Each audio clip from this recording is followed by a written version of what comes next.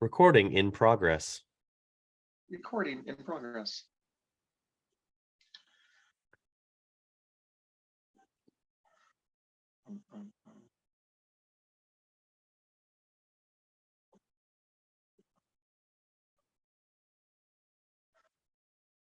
You know how I know Checkers copy and pastes his outline every time?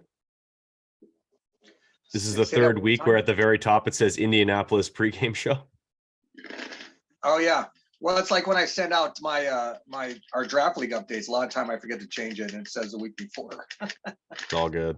All right, we're gonna go live. Which we need to fix. We don't have to do that tonight on the show. Obviously, we're kind of trying to change things up, but yeah, Check, you need to tell me who we need to replace our Ferrandist sometime. Yes.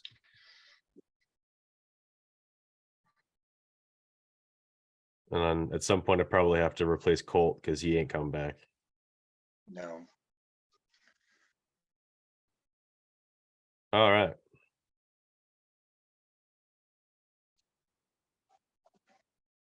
Got it.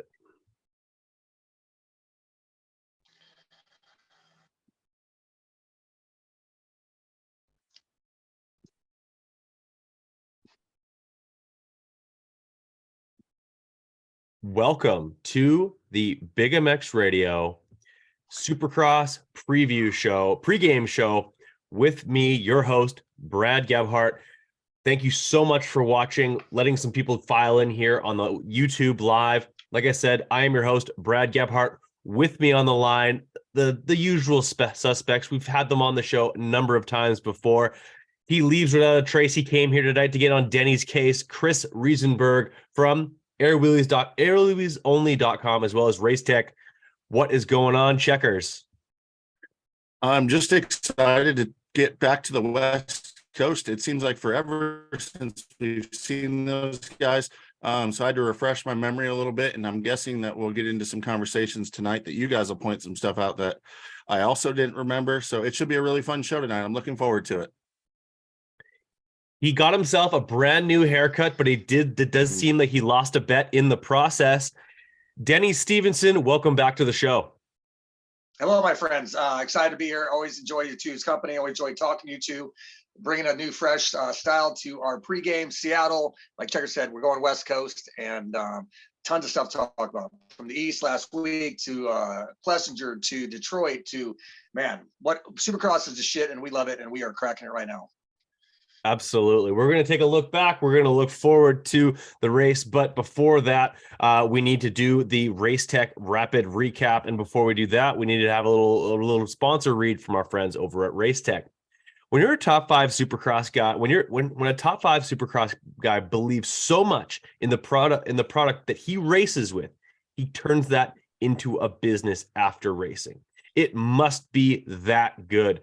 Dial in your suspension with Chris Blows, tuned with Phoenix suspension down there in Arizona. Once he's done racing Supercross, you can dollars to donuts. He'll be tuning some people in.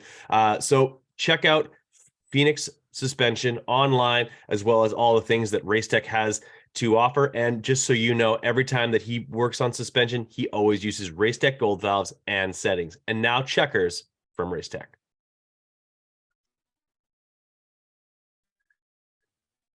That's right. For this Racetech Rewind, we're going to look back on Detroit with the smooth, like, RT suspension recap. Energy. And also check it out at Monster Energy and in Monster Energy Supercross 6, the game or whatever. So much Monster, so little time. Yeah, they're all jacked up on Monsters, I guess. But anyway, speaking of Monster Energy rider, Sexton wins and is eliminated from championship contention. Even when he wins, Sexton loses. Denny, what the heck? The dude just can't get it done or can't win. I mean, but he got it done, but he couldn't get it done. Man, he rode, I think we can all agree, Chase rode his ass off, man. He passed the best. He went through the pack. He got to the lead, or he got to second before we heard the crowd scream. And then obviously the devastation that was Aaron Plessinger hitting the deck. But You had the best comment this week when we were on text thread when you said, yeah, that, Chase wins, yet in the process loses points. And it's, as soon as he did it, we were watching, I just flew in from Arizona, from family, dropped Riley off, my son off in his car. My dad had picked us up, ran back to the house, sat down, started catching up on everything. And man, what a crazy evening. God, Chase, like I said, I was sitting there on the couch and I saw the red flags come out, red cross flag. I saw him roll to the rhythm section and I saw him seat bounce that huge double. And I tweeted about it. And I'm like, man, did anyone else see that? I guarantee might be something of concern. And I didn't know the rule book. I wasn't even trying to argue because I didn't know at the time. Checkers and I were arguing just because we like to argue on the text thread. But apparently the red lights were flashing. They were in a red tough block, as it turned out. I heard from Grant Harlan, it's very hard to see that. But he seat bounced it. And then even his later interview, he kind of explained the fact that he went past Dean Wilson and he felt like the track was clear and I'm going to do what I want to do and we'll see what happens. And it just goes back to the fact I think Chase, once again, whether that be a crash or jumping on a red cross flag, shit the bed. He just went from 13 points down to got a million pause with his, but he is slowly has eliminated himself from the title contention. And what a shame, because even though I kind of folded last week and said if he wins this week, he's going to be back in it. And he went out and did it on the motorcycle and then lost more points. So, wow. This is one thing that we all look back at our racing careers, no matter what level we always had it. And he will look upon this day and with a little bit of regret, I believe, because those 7 points will haunt him till he is dead in the grave. Yeah, pretty gnarly penalty, right? Because if he was in, say, 6th place when it's only 1 point between positions, it ends up being a 4-point penalty. But because of being in the lead and the points gaps, the way that the rule's written is pretty severe, that's for sure. But at the same point, at least he got across the finish line in first, and maybe there's some mental stuff coming there that'll help him. So we'll see. We have some outdoor venues left, and I'm sure we'll talk about it more in the show of whether he is really eliminated or not. I mean, it's a pretty outside shot. Being outside shot, I think it was outside of a lot of people's ideas that Aaron Plessinger would just take off and be running up front. And upset alert, March Madness meets Supercross as AP wins. Almost. Heartbreaker for the Cowboy. Brad, I think everybody was pretty bummed. I haven't seen anybody really celebrating, not even, well, except Chase Sexton until his penalty, maybe. Yeah, honestly, like, just to go back on the Chase thing, like, winning when like you inherit the lead off of a crash, it's still got to feel good. Obviously, winning a Supercross is never a bad thing, but it's got to kind of feel like kissing your sister a little bit. Like it's the way it's not the way you dream it up by any means. And I think the entire motocross industry, their hearts pour out for Aaron Plessinger for a number of reasons, and the fact that he's really become a fan favorite, somebody who a lot of people have grown really close to, is just the way he carries himself. He's a heart on his sleeve guy. He's as red, white, and blue as American can get, and people just rally around that stuff. And he's very, very genuine. Every time that I've spoken with him, he is he's a heart on his sleeve guy, and you can totally tell that in the way he carries himself. And you know what? I hope that he gets one. I don't really cheer for a lot of guys, but I love to see good things happen to good people. And Aaron Plessinger is extremely good people, and I would love to see him get one. I would hate to, at the end of his career, look back and say this was the one opportunity where he really had this one dead to rights, and it was a gimme. Because there's a lot of guys. And the list is long of guys who never ended up getting it done, whether they had a long career or an injury-riddled career. I think of a guy like Tim Ferry. I'd say if you asked most people who watched that era and you quiz them whether or not he got a Supercross win, they'd probably tell you yeah. Or even a guy like Guy Cooper, who he led a lot of laps, but he still doesn't have a win yet. Even Adam Cianciarulo, these are guys who it's winning a Supercross after being a 125 champion is no guarantee. and he's led a lot of laps now, and he's going to be it'll be tough to win another one because the rest of those guys they go super fast, and they're injecting even more skill and speed into the class next year, with at least one of the Lawrences for sure being there. So I was sad to see it. But honestly, he showed an amazing amount of mental and physical toughness to be able to choke back those tears and give that amazing speech at the end of the night, where he was able to just like work through it. And then by the end, he had almost like in it, you could literally see it in his mannerisms, that he had like almost gotten past it for a minute there, and was able to move forward. And he's on to Seattle, a track where he's done quite well at last time we saw him there on a 250F. Yeah, the Supercross. Go ahead, Danny. We talk about, we bust a lot of chops on the show and everything, and I've been out there, to get a 250 Supercross win is monumental. I mean, what Brad just said is so true. There's so many great, incredible riders with incredible careers who never had that, and it didn't even take unique circumstances for AP to get this possible win. Like, he rode away from the best guys. The best guys started right behind him, and he just fucking took off.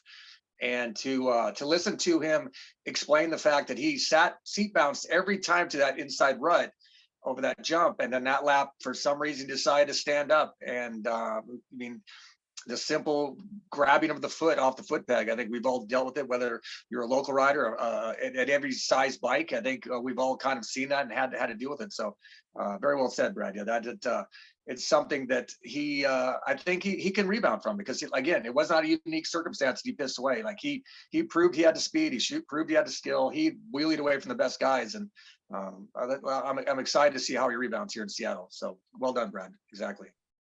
Well, I tell you what, that we joke sometimes about Supercross being scripted, and what better script than the guy bouncing back at a mud race in Seattle potentially and grabbing that win, as he's pretty good if it becomes muddy. And who's probably the second best mud rider in the field is Justin Barcia, and Bam Bam is for real, but can't bang his way onto the podium. Barcia was really fast again for the third week in a row. Danny, what do you think about Barcia and his performance? Well, we talked about the track. I think earlier that we felt the track was pretty basic. You could tell that when you do qualifying times and you got 10 guys all within a second of each other.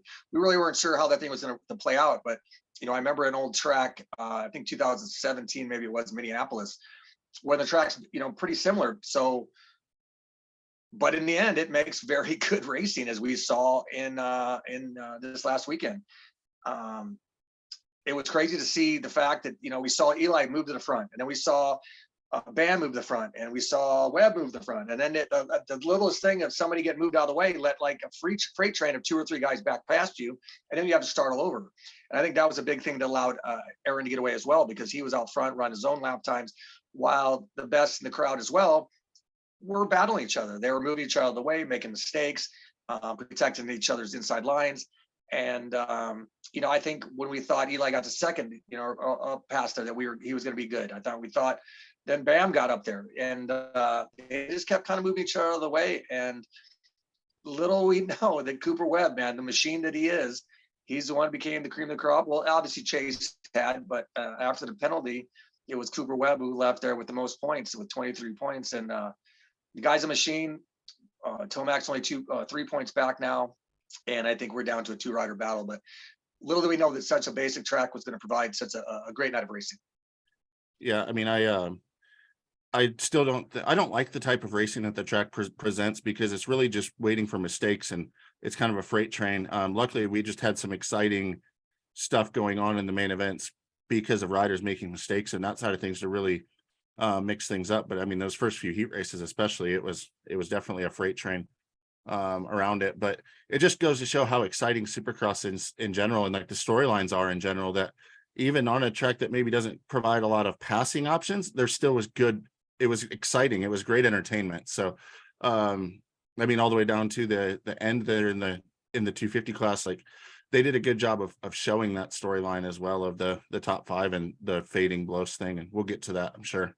But you did mention Eli Tomac, and we had talked like Alito's back a little bit, or at least I did, and predicted it. And you were kind of, I think, on the fence maybe with it. But I don't think Alito or Eli showed up in Detroit. It wasn't dominant Eli, but it definitely was. I mean, it was a podium. It wasn't like an Alito Mac ride. Tomac cruised to a podium, which it wouldn't have been a podium if AP didn't crash. It was just a quiet night, but it wasn't a bad performance. What are your thoughts on that? We're going to come right back to you with this one, Denny, on Eli. Man, it was kind of weird. You're totally correct. I think I definitely don't think Alito's back, but in track results, he could have easily been a fourth. I mean, yeah, he got shuffled. He shuffled forward, he got shuffled back, and had nothing to defend that with. And that's kind of what we haven't seen that, but also we saw a little bit of that in Indy when he had his uncomfortable neck or whatever he dealt with when he flew out there and couldn't get fixed. And then I thought we were going to start seeing true Eli in Detroit. He moved himself to the front, into second or so, and then got worked. He got worked by Chase, got worked by Cooper. And those are his main guys in this class. And it's just great to see Barsha being a part of this group now, because I think he's always felt like he belonged, and he's riding smarter. He's riding more fluid with everybody. But yeah, Eli is he could have easily been fourth. Got a gift from Aaron, got a gift from Chase's penalty. And that we know he leaves Detroit second from the racing points with 21 points, and only loses 2 points to Cooper. So I think it's time for him to start kind of reemerging. Obviously, he's just won 2 weeks ago, and he's only 3 points back. And we it's not time to quite hit the panic button with Tomac, but I think that he needs to kind of reassert himself as the reigning champion and get that red plate back. What do you think, Brad? Well, one thing that I think gets a little bit lost in this is the fact that they didn't take a win away from Chase Sexton. And why that's important is that if you take the win away from Chase Sexton, somebody has to win, and then they would award it to the next place rider, which would be Cooper Webb. And then you'd have KTM petitioning the AMA to award him the 26 points, which would be an extra point difference between him and Eli on this particular event. So we'd be rolling into Seattle with a 4-point split, not a 3-point split, which doesn't sound like a lot, but every point counts in a race like this, as well as the fact that you would have awarded Cooper Webb 26 points instead of 22, which would be an extra 3 points over on top of Chase. So Chase would actually be 20 points down instead of 17 points down, which makes his current situation even worse. I like what ended up getting done with the whole thing. Honestly, like you guys are right. This wasn't Eli Tomac. This wasn't Alito Mac. This was Eli Tomac with a white number plate, which is a really weird thing to see. It's something I feel like we haven't seen that since he was on 250s. Actually, we were doing black plates back then, but regardless, honestly, it was just weird to see. And honestly, the fact that he passed Cooper Webb and then Cooper Webb was able to get back to him really tells me that he wasn't at the height of his powers.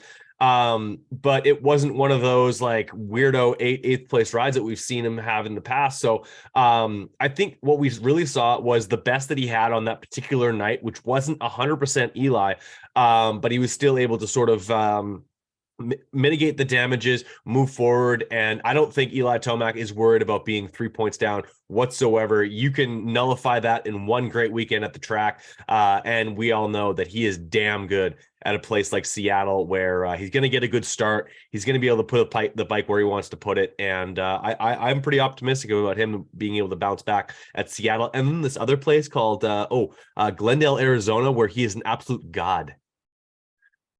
For sure. Definitely interesting the way that the season has gone, is Eli started it stronger than he's ever started a season. And usually now is when he's laying the hammer down on everybody.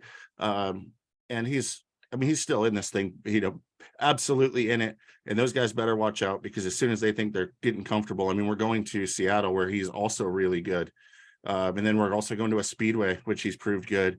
So definitely no panic for Tomac. The other thing that you pointed out about not taking the win away is, if for some crazy event, which is not surprising with the title being this close, if we come into a tiebreaker situation, the win is a tiebreaker. That's that first tiebreaker is most wins. So That's right. For Webb not to notch that column and for Sexton to notch it is important for both of them, if we get down to that. So let's shift gears down to the 250 class, where probably there's as far as the win's concerned, it's more talking about the way that the media is handling stuff. The Jett brothers reach all-time status in Detroit. Hunter tells the media it isn't right to compare himself to champions after dominating victory.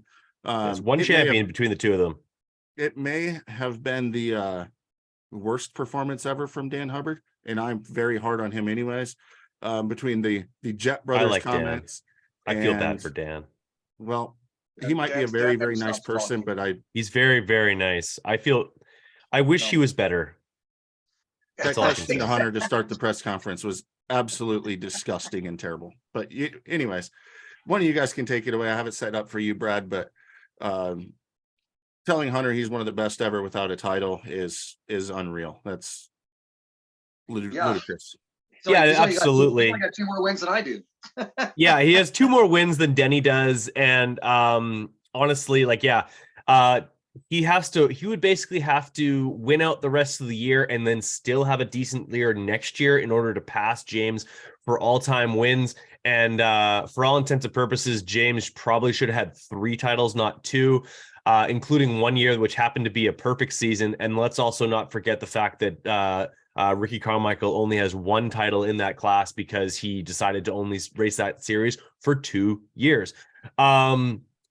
It's absolutely ludicrous to be able to say that. Honestly, like, the thing like I said, I like Dan. Dan didn't follow the sport, or at least not very closely in the 90s, I'm sure. So he's completely unaware of all the sort of nuances that is 250 Supercross.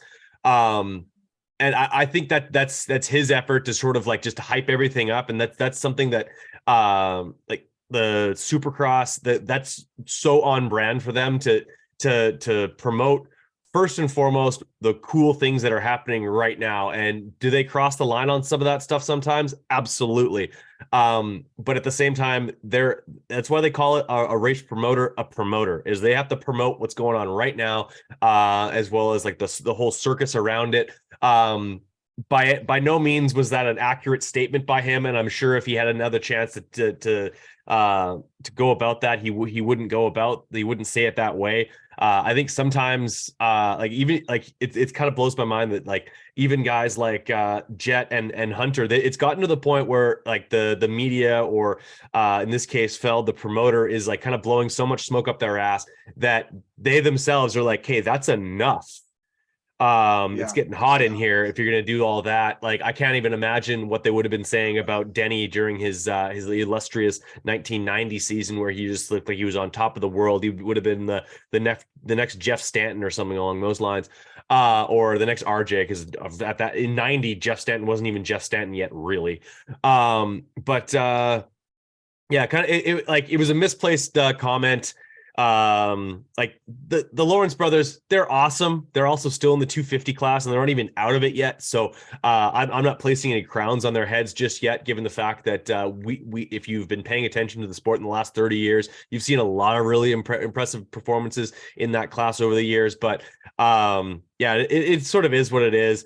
I didn't like it. I'm not a hater by any means on either one of these guys. Their legacy is going to be awesome, and to be honest, I think both of these guys are going to be even more impressive on a 450, especially Hunter, honestly, than they were on 250Fs. And that chapter is yet to be written. Well, I mean, you mentioned the circus, and I don't want Supercross to be a circus. So I promised positivity tonight. So I'm gonna not beat that dead horse anymore, other than I would like it to be treated more like a sport than a little more sport and a little less Monster Jam.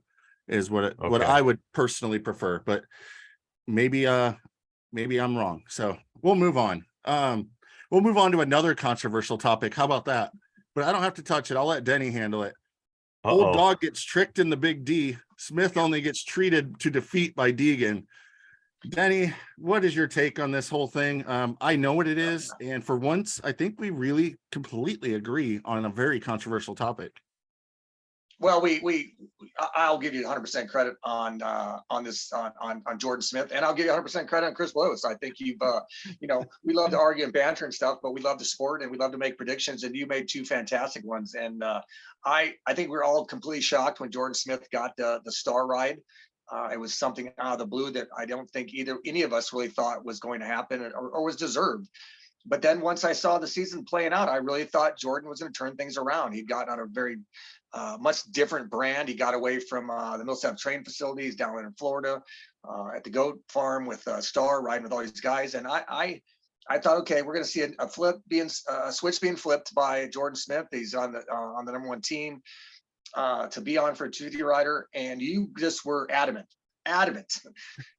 Every time when he'd crash in practice, like, there he goes. When he crashed in the heat race, you're like, there he goes. You're like, there he goes, and it crashes in the main event. And he did. He like clockwork. I mean, it's I'm not bashing the guy. There's no way. I mean, he's obviously made a living racing a dirt bike. He's very talented, very good rider. But the mental aspect of racing a dirt bike is probably easily forgotten. It's not quite given as much credit to. I think being clutch, I think, is something I use a lot. You know, when you line up on that gate and you know you got to get some job done, you got to get it done. And being the veteran in the 2D class and seeing the shit that went down with him and Haiden, I will never not admit that I'm a Deegan fan just for my longtime relationship with the family and stuff.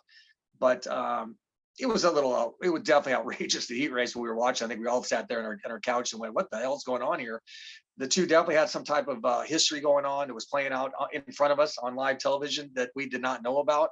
Some type of animosity, some type of shit has been going on the track, or whether or not at the practice facility back home. But, you know, the veteran of Jordan Smith let a 17-year-old rookie escalate things. And instead of being the wiser of the two, he kind of just let it happen and got right into it. And ended up putting himself on the ground. You're not going to knock someone down with your front wheel, as we saw. And then boom, down two more times. Boom, goes to LCQ. Has to go, tries to go around guys on the outside in the last chance qualifier. I mean, what the fuck, man? I wouldn't trust going around the outside of you checkers at a bar. You can knock me on the ground trying to steal my drink or my lap dance. So yeah, it was on my part, was unexpected. It was something you've called out for a while. So yeah, well done. And I think Jordan Smith has a lot to recover from. He has a 1-year deal. He's like your brother said, the best thing, that Deegan is Star's future and Jordan Smith is a 1-year rental. So whose side are they going to choose, right? Yeah, absolutely. I mean, the one thing I gotta say is, are you entertained? It was amazing for the sport of Supercross in general because of the eyeballs that it got on it. Whether you agree with people or not, it has people talking about Supercross. And the fact is, we talk about all the time when, you know, guys get into slamming wars. I make the joke of they're going to go eat cotton candy in row F. Well, the fact of the matter is, Deegan did not put Jordan Smith up in row F. Jordan Smith was up in row F eating cotton candy because he made bad choices trying to make the main event after he got up from the crash, let alone any of the stuff that went on with Deegan. Was it over the top? It was over the top, but that's what you're going to get with him. You know, you get that with Barsha at times, and especially a younger Barsha a lot. It's, oh my God, it's entertainment, you know, and we're here in the entertainment business. We're not racing against them. If you don't want people to race that way, that's okay. But I hope that racing like that continues because I'm here for the entertainment of it. If they played follow the leader, we wouldn't have anything to talk about it and it would just be boring. And I'm sorry, but Jordan Smith, I don't care if he's your teammate or not. After the whoops to start it all, he tried to go around the outside of his teammate. He multiple times got himself in bad situations over and over throughout the night by trying to pass on the outside. And I think that's the result of him always being extremely fast. No one's ever doubted his speed. I've continuously, time after time, doubted his racecraft, and it proved to be true once again. Just mistake after mistake after mistake, and even something as simple as pulling off out in the heat race instead of finishing it and trying to get a couple better gate picks, because that start was pretty short and pretty tight, and it narrowed down a lot. So being on the outside, it was a really dangerous spot to be. At least he didn't fall down. But then you have to be smart enough to let things sort out on that first lap. When you have the speed that he has, you can let the race sort out a little bit, makes you avoid trouble on the first lap, and then make your charge to the front. I understand he hasn't been in a lot of LCQs, but that is some pretty common racecraft. And somebody on that team should have been sitting down with him, calming him down, getting him focused for that LCQ. And I blame them just as much for not going through that, because I'm guessing that there was a bunch of arguing and stuff going on in the truck and a lot of heated tempers.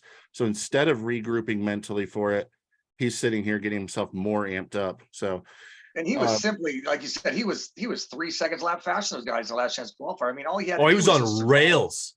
On rails. He rode an outstanding race. I mean, there's nothing to take away from him. And what he did in those last 2 laps to get into a qualifying position was unreal and fucking awesome to watch. I think we all. Did you see when he almost died in the whoops?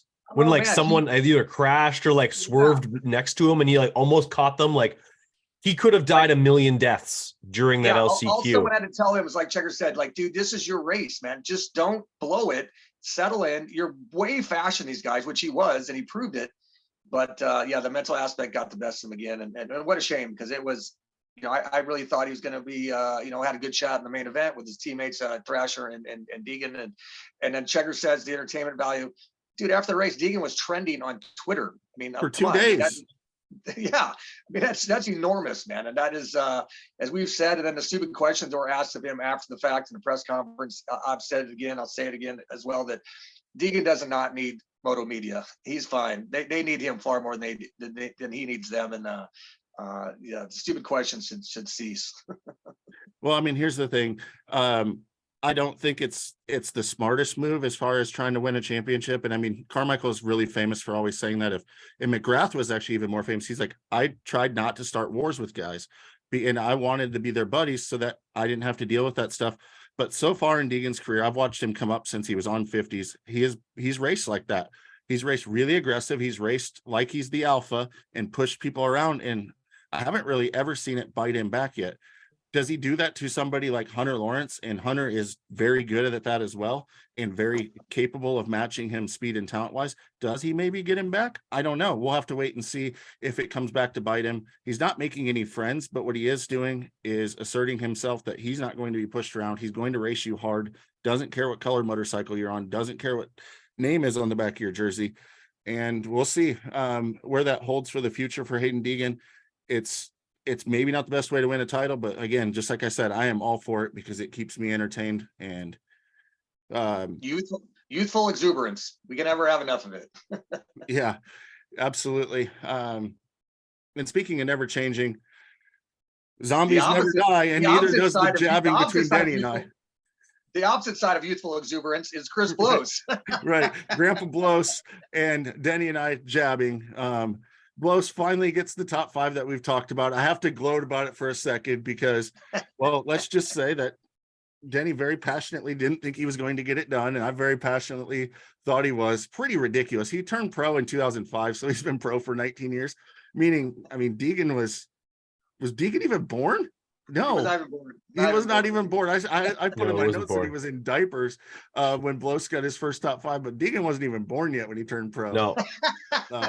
But Blows gets his 5th top 5, but the first one since 2009. So first one in 4 years. He has second one in 45 races. No, he has five top 5s. No, not 250. 250 class. This is only his second top 5 in 45 races. He only has one top 5. I looked up the stats to verify. I swear we went through this earlier. I don't know. Anyways, you were an outstanding ride. You were wrong as normal, but I'm putting 5. I'm putting 5th asterisk, because just to fuck with you. But anytime you run well and you're the older statesman in the class, and you get this opportunity you had with Pro Circuit, I think we can all agree that it was an outstanding ride. I didn't think he was going to have it, dude, but it did take Anstey crashing out and Smith not qualifying and Viale not being smart enough or wanting to kill him, because man, those last 2 laps, those 2 looked like an LCQ, because they were like literally just riding around. Viale couldn't jump the fucking the Dragon's back, protect a lot of inside lines, but nonetheless, you were correct, and I will definitely give you the win on this one, brother. Well, yeah, it was they might have been like almost 40 seconds behind the leader, and their tongues were definitely in the spokes, but it honestly happened just like I told you it was. I didn't say that he was ever going to get it based on he's just going to rip and speed wise. I said literally, I reminded Denny when it happened that it said it's going to be because all the other 250 guys are going to crash their brains out or get injured and not be on the starting line, and he's just going to be solid and ride his way there. And I can tell you the last couple laps of that main event when they're showing the battle, which couldn't be any more fitting that they're showing mine, and it's like, this is mine and Denny's battle. This is for us. Yeah. And yeah. I'm on the edge of my seat. I see Bush just tired as can be. And I'm like, dude, just come on. Like, the one thing I knew is he's a very good racer, and it was a hard track to pass on, and Chris was going to run the insides, and he wasn't going to let me all go around the outside of him. So that's the only thing I had going for me. But I guess now that the Fat Air Wheelie King is sung, can you take us west, where hopefully the only water falling is tears from Debo's eyes, as it's always a risk of rain in Seattle? It's never as bad as Ken winning. What were you saying, Brad? I was going to say, I believe it's raining there right now, but the prognosis for the actual race day is that we won't have any rain. I don't know. I saw 7 p.m. 40% chance. I just looked on weather.com. And yeah, so I hope not. I hope you're correct. But yeah, I just Googled it earlier to check it out. And everybody speaks rain, and Seattle is obviously known for it. But God, I hope not. We always wonder, why wouldn't they put a roof on that damn place? Yeah. Bigger question as to why the local stadium here is not a dome, given the fact that it's -10 outside right now. But yeah, open air stadiums in inclement weather is always kind of mind blowing. They play at this race is where the Seahawks play, correct? Yes, it It is. is. Yeah, that's a very interesting stadium, because it's also pretty close to it's very coastal. Like, it's not like inland whatsoever. It's a spot where it can happen all the time. So I think it's gonna be an interesting race regardless. Throw some moisture in there. We haven't had a mutter in quite some time. So you know what? I'd be for it. Yeah, agree. It changes things up. I mean, it's never not great to watch, but No. I believe it was David Geffen who built that stadium, and it is one of the loudest in the country, or with the NFL games. And I remember one of the years when I was there, it might have been, I don't know if it was Smith or doing the TV show, and the track was very sandy, and it rained and rained and rained, but the sand really held the water very well. It didn't become like Anaheim mud or Right. type deal, and it really shaped up to kind of a crazy race. So I don't know what the dirt will be this weekend, if it's something similar, if they've changed it, but it could be good. Was it here or was it Salt Lake the one year? I want to say it was either 06 or 07, when like all the straightaways were just like just beat out ruts, and like Kevin Windham and I want to say Davey Millsaps were just like stupidly good at it. Yeah, I remember that race. The whoops were literally straight line slot cars. I think Yeah. Brayton was actually really good that night too. I think so. But yeah, it was when I did crazy. TV in 06, the very first round was in Canada, and they believe in Toronto or Vancouver. Oh God, yeah. And yeah, I mean, I remember racing up there for arena cross as well. And yeah, when they got those slot car type tracks through the whoops, I mean, we had Tacoma arena cross one year. I think 02 was my last year. It's very similar to what Ken was doing in Detroit or in Indy with that whoop section. I mean, the balance it takes, the skill level it takes, and yeah, that's some gnarly shit. When you're going from one end of the arena or stadium to the other end of the stadium in one slot car, yeah, that's a whole nother style of racing than what we're used to watching or even experiencing. No kidding. All right. Is that the end of the Yeah, that is our recap, the Fat Airway King Sung with the zombie blows thing. It's all dope. It's a wrap. We're on to Seattle. And I mean, we talked about the weather a lot, and Webb's 3 points, Sexton's back 17. But is Plessinger okay after the crash? Like, that was a big hit, right? Like, do we see him bounce back? The way he folded his head when he was going down, like he tucked and rolled, obviously, but he wasn't really in a full tuck and roll position for him to tuck his head under. And yeah, he lit himself up. I would have to agree. And it was something similar that we kind of saw when Moseman went down in Daytona. When you are in between that, legs over your head or just folding your head. Yeah, Aaron, we haven't heard anything, and I hope he's okay. But yeah, it could have been a little bit more gnarly than we thought. That neck injury, head injury, the emotional level, holy cow. Yeah, he folded himself like a lawn chair. I'll be interested to see if he does bounce back properly. He said he did have a laceration on his leg, which these guys race with stuff like that all the time. So I don't think that's going to hold you back. And whether it's a Toradol shot or just the adrenaline that sort of sets in during the race, I don't think that's going to hold him back during the main events at all. He probably didn't ride much this week. I think in general, he was probably just sore. And I know they're based over on the East Coast. So honestly, the biggest problem for a guy like AP for this weekend might be being sore, as well as the fact that the main event's the gate drop for the main event's gonna be midnight his time. Right. It'll be interesting because, like we talked about the ruts too.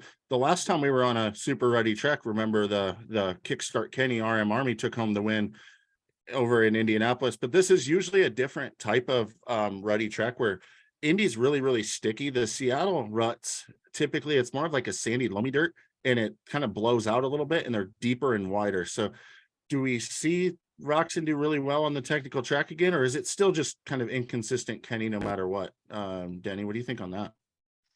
I thought Kenny rode really well in Detroit. I think I don't think any of us really expected him to rebound with another win. It was going to be a different track and way far different than Indy, with no, like you said, no ruts, more smoother. But I guarantee, and I think you guys would agree, if Ken gets a good start, he starts up front with that lead pack, he's right there. He kind of reeled those guys in. He didn't have Sexton type speed where he's going to go through the pack, but he didn't have that type of speed at Indy when he won. He got out front and led and did what Ken does, very solid, consistent laps. And I think if he would have got the similar start in Detroit, he would have been right there in the mix. So I'm a little surprised that. Not surprised. I mean, I am surprised that Ken got to win. I never predicted it. They've got that bike working very well. I thought that, I think we talked about as well, the more technical rutted track, I think kind of suited Ken's style, that he was more technical with the bike. Everything was going to work really well. And then with Detroit being almost completely different type track, a little bit smoother, not the ruts, kind of more flowing. He laid down some fast qualifying times, rode well in his heat race. And again, I think if he would have got a start up there with the lead pack, he would have been in the mix right with them again. So heading to Seattle, I think the team's pumped. I know that our friend Travis Sewells is pumped. Half of those guys are in a good mood. I'm not sure really what happened to Chiz and McElrath last weekend. They didn't quite repeat their performances from Indy, but I think the Ken train is rolling right now. He's got some confidence and stuff, and his insistence of staying in the U.S. and riding the outdoor nationals, I think, blows us away a little bit. We don't know if he's working an angle to work the race World Supercross for more money or what the deal is, but yeah, if he's going to be here all summer and for the rest of the year, Ken will always have to be something to deal with. And yeah, I'm impressed with the way he rebounded last week after a win. It wasn't a big letdown, I don't believe. No, I thought he rode really well. I mean, in the heat race, he was there and he was in the mix in the main event. He just was behind the pack for the most part. And it's no surprise to me that when he quit switching freaking suspension companies and quit screwing with the bike over and over again, and has had a platform to work from that he actually knows what he's riding, he starts to do better. It's almost like he should have maybe played less games in the off season, had that setting going in, and then left his motorcycle alone and rode it. And maybe the rest of the beginning of the season would have been even better. But I do expect the trend to continue for him to at least be up battling near the top 5. I'm not sold on him winning more races, but he is one of the most talented guys in the field going to a technical track. Yeah, moving on to throwing Kenny and Barsha in every weekend to be a part of this whole series is and getting between maybe Tomac and Webb, I think that adds a whole new drama to the series. Absolutely. I think you guys would agree on that as well. Who would have called those two being a thorn in the side of the championship contenders over top of Jason Anderson, who has been essentially invisible aside from 2 wins at the Triple Crowns? Like, the only person that you see less than Christian Craig on race day is Jason Anderson. He has been subpar. There's no other way to say it. He has not been himself all year long. The only time you see, we tend to see El Hombre is when they show him on the ground. And I almost felt bad our last episode because I was calling him a 4th or 5th place guy, and I kind of forgot he had gotten a 2nd and 3rd prior. Because we've just seen him run 4th and 5th. And then when I interviewed him for Race Day Live or somehow during the night on a Saturday or during the day on Saturday, he said, dude, I've been a 4th and 5th place guy. And the fact that he looks at himself as that as well. And you can see that his enthusiasm has definitely waned, because he's usually a great interview, a lot of positivity, a lot of, I'm a big fan of Jason, as we all are. When he's doing well, he radiates it, but he is feeling the pressure. He's feeling the frustration. And once again, he's there in the kind of the pack, and then the camera flashes back to the section he's laying in, and it's silly crashes too. It's like tucking the front end in the corners, pushing the front end. It's just nothing spectacular. It's not a big gnarly crash. It's just a mental mistake that he is unable to eliminate right now. And yeah, it's crazy to see that. We all thought he would come, after coming off 7 wins, he did last year and being a title contender. It's Cowie's got to be wondering, and as we all are, that where is El Hombre? Where is he gone?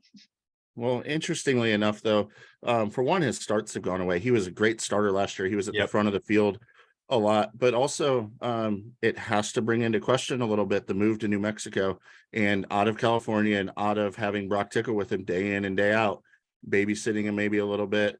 I mean, we've seen this before. Anderson came off of his championship year, and the next following year was one of his worst years that he's had. So did he kind of take it a little too easy, thinking, okay, I got it, I have a good base? Or is he, it's not a new motorcycle, so he shouldn't be fighting with the bike? There can be so much speculation, but I think it really comes down to it's the starts. But are the starts not good because his confidence isn't there because the riding's not there? Or is it something else related to where the starts are causing the results and riding not to be there? Because the speed's still there, hit and miss. It's just not as consistent, which is part of what leads me to wonder about the move and not having that consistency in his program, which is what you see from the guys that are there week in and week out. Their program is very, very consistent and steady. So we're running out of time for Anderson to get a win, and his results are tapering off versus getting better right now. And I don't know. I mean, I think we need to see some hard pack races if he's going to get it done. Yeah, I don't see Jason pulling a win out of his ass right now. It's just not. Like I said, it goes back to Eli. And obviously, Cowies can start because Cianciarella is up front every weekend with his starts. And Jason, this is a Jason Anderson that we've seen in the past. Definitely not the one we saw last season.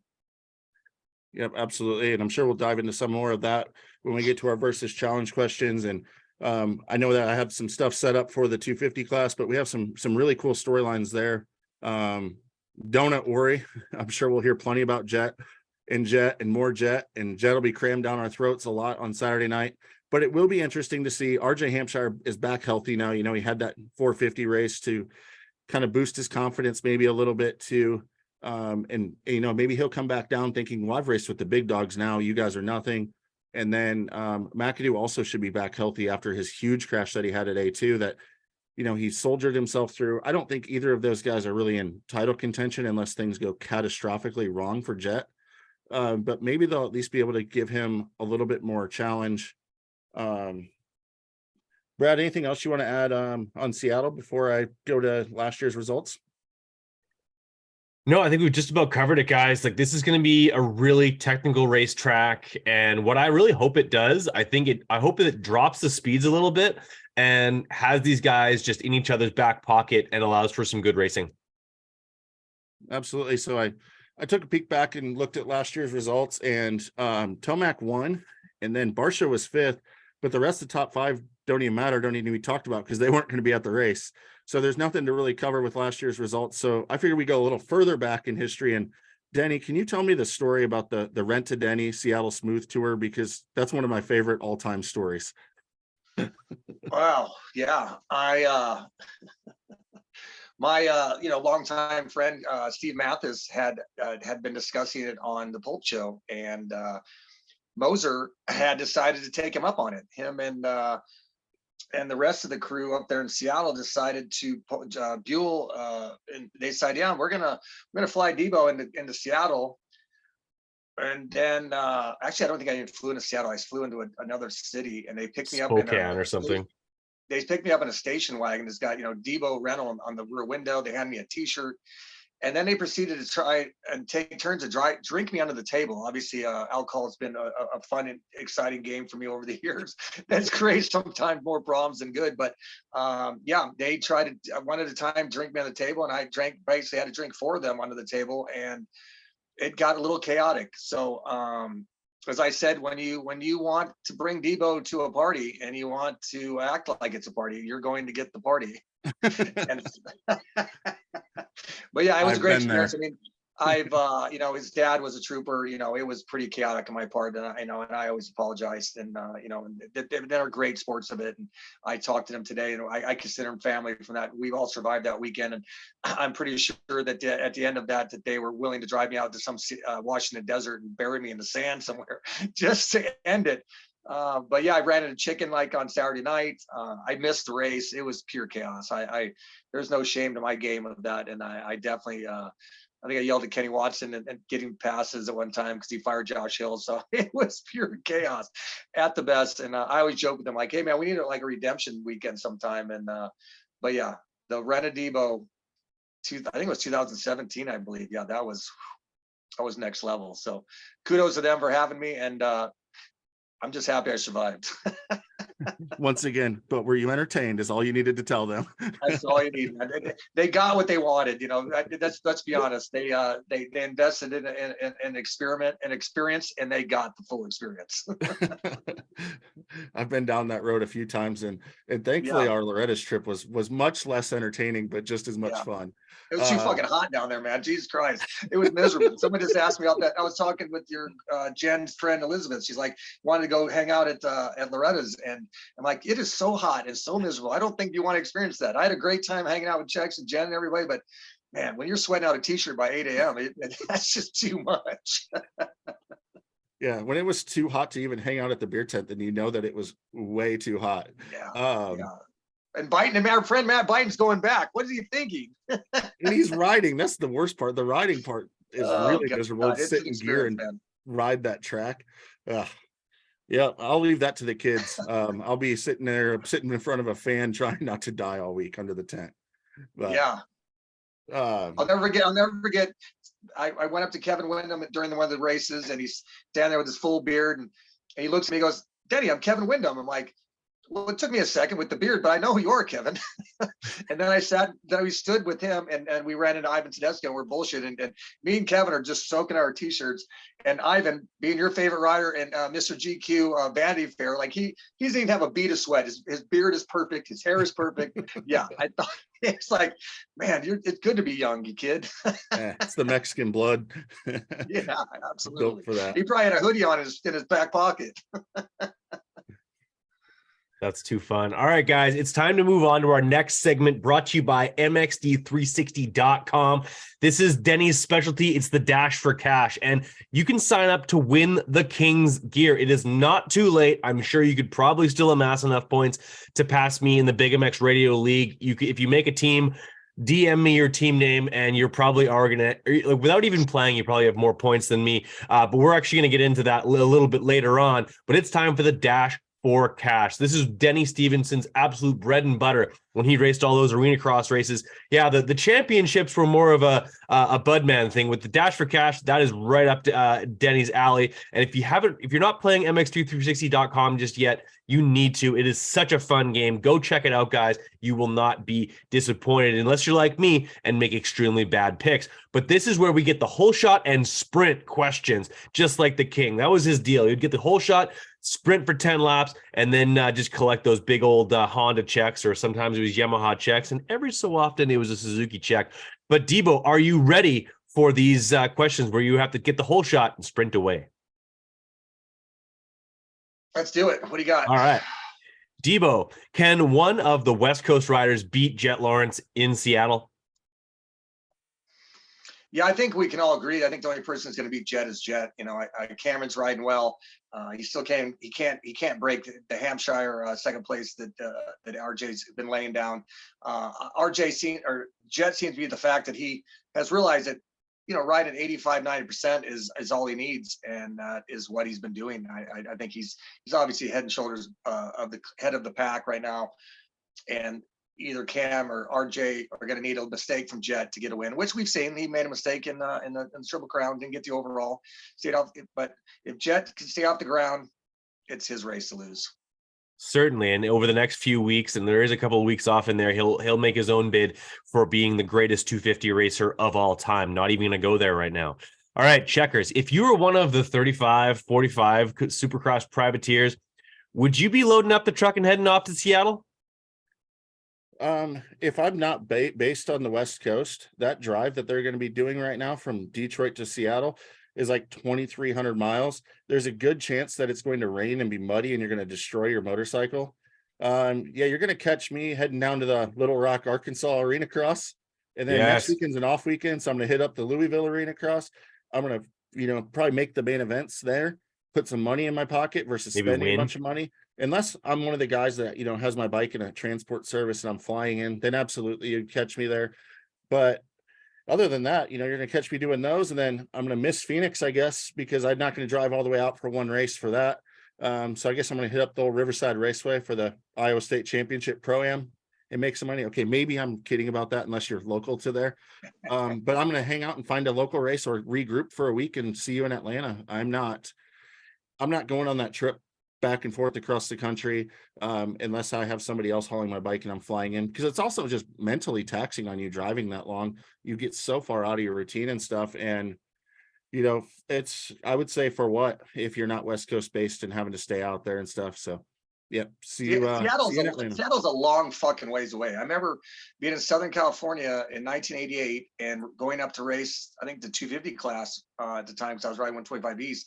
And I'm like, oh, Dad, I'll just jump in the box van with you instead of buying a flight. Literally, I realized it's 18 fucking hours from Southern California even. It's a long drive. I mean, it is up there in the middle of nowhere. And and the cost of gas these days, I think we both saw Logan Carnow tweet about a $1,000 plane ticket to just get up there. And I think I'd commented and said, man, you shouldn't pass up those Bang Brothers dollars. That was pretty funny. You guys didn't see that he got approached at the airport because he was in all his OnlyFans stuff. So gotta love Logan. Hopefully he puts it back into Maine to make some of that plane ticket money back. Went down to do porn to get to the races. Now, I don't know if he's well equipped to do porn, although they have categories for just about anything. Debo, you've been pretty vocal that the West is deeper than the East. So where would Nate Thrasher, who's currently second in points in the East Coast, where would he slot in on the West Coast right now? Well, he's incredibly fast, and but he's an incredible crasher too. So he kind of fits into the stereotype of Cameron and RJ. So I think he'd be right there in the mix with those two riders as well. I don't know.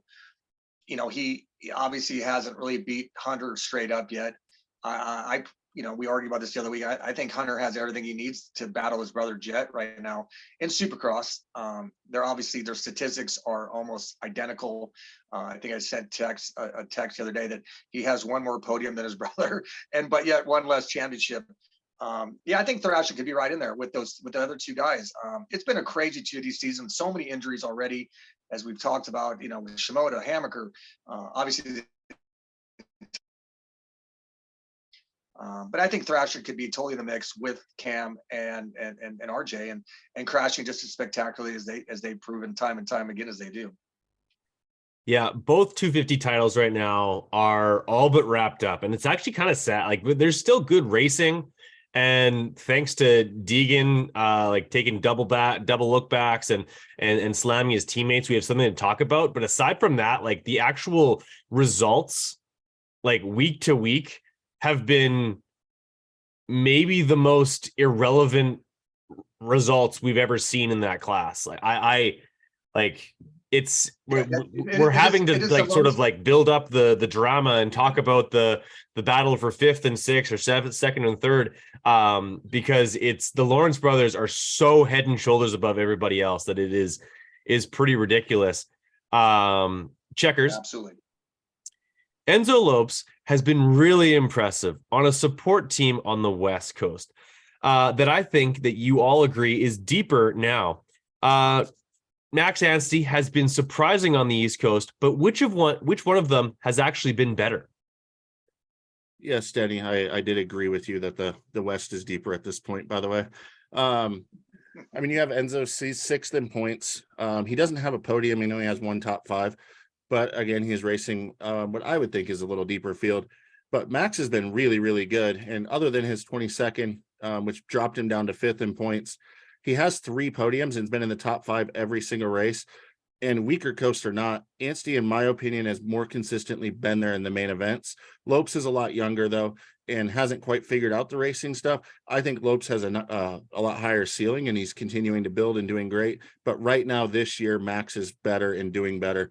I think if you match them up on the same coast week in and week out, that Max would be the guy that would be in front. I can't argue with you there. I think Max has just the raw speed and the consistency of being on the podium shows me that he's extremely, extremely impressive. Debo, give me your prediction for the top 5 in Supercross points for the end of the season.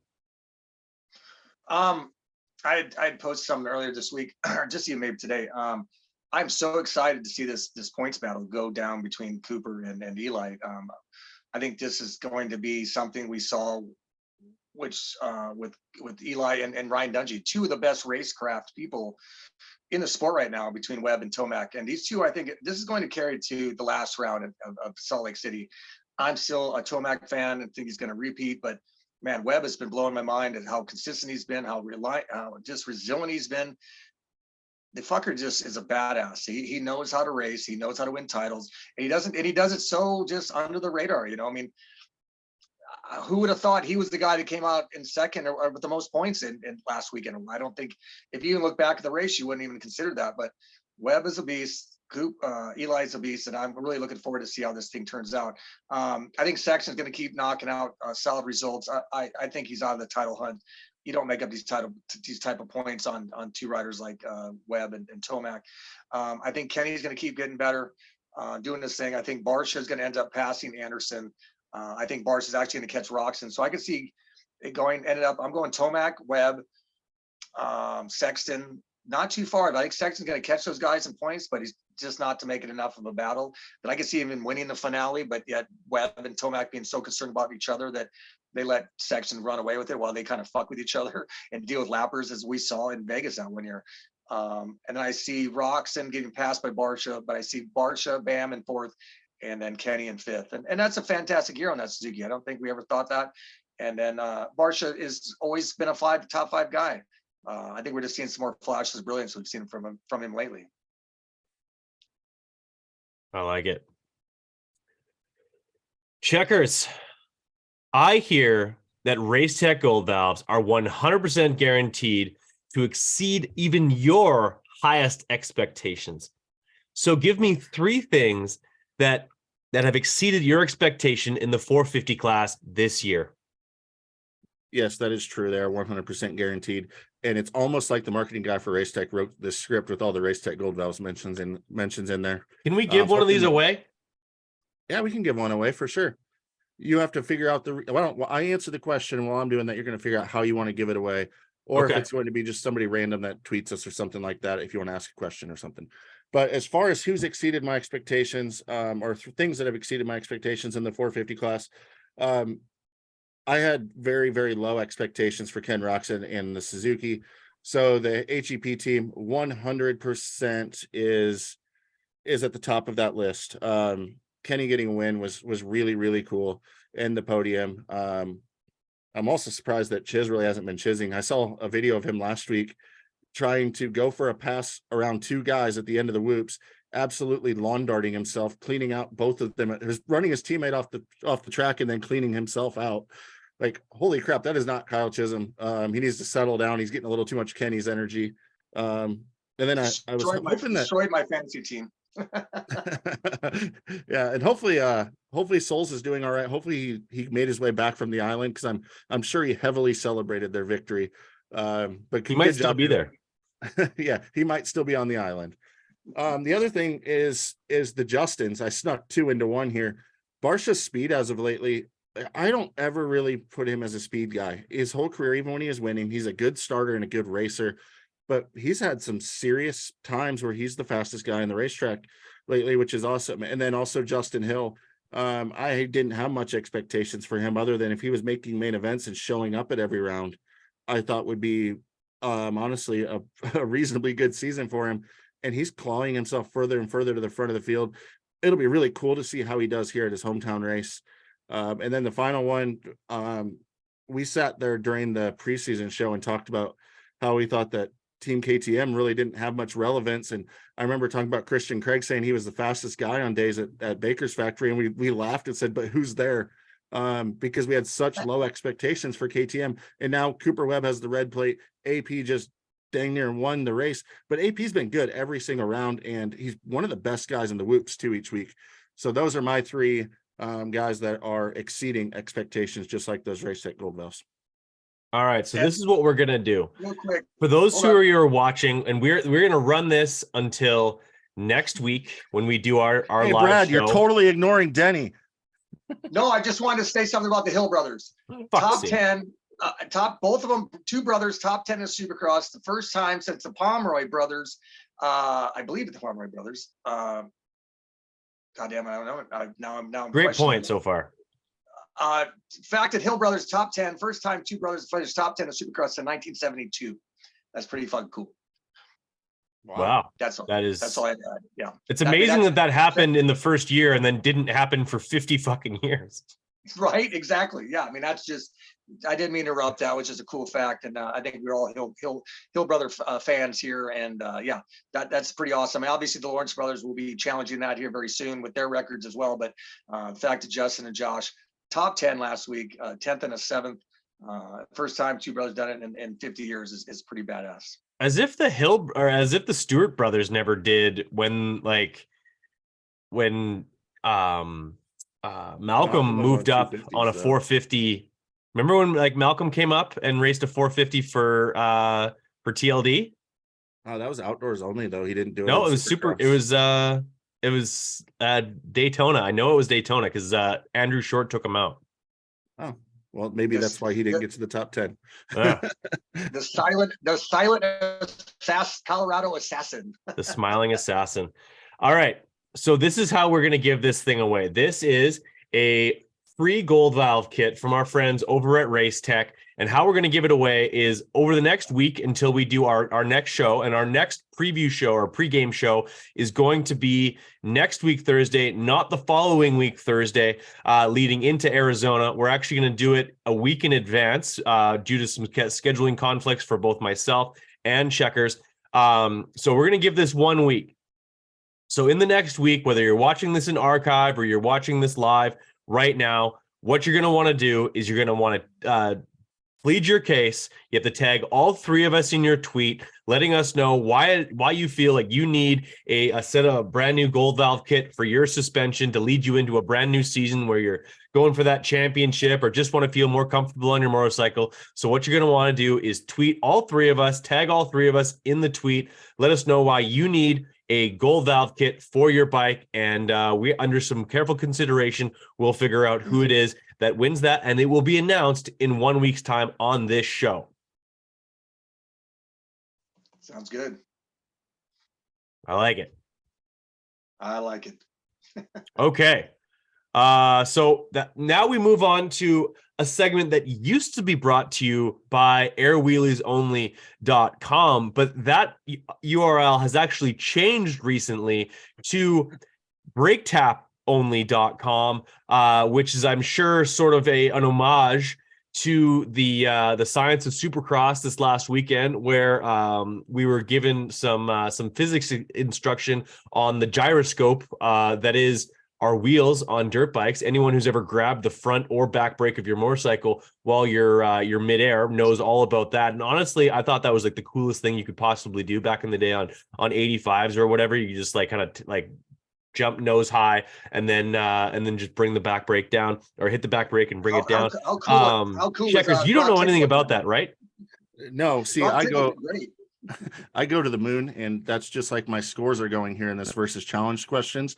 But Denny was the master of the brake tap and arena cross over the catapults on the 125, just trying to stretch it out over him out of all the rutted corners, get the front end sky high. But then he would tap the brake and bring it down, where the real pros just keep it straight up to the moon.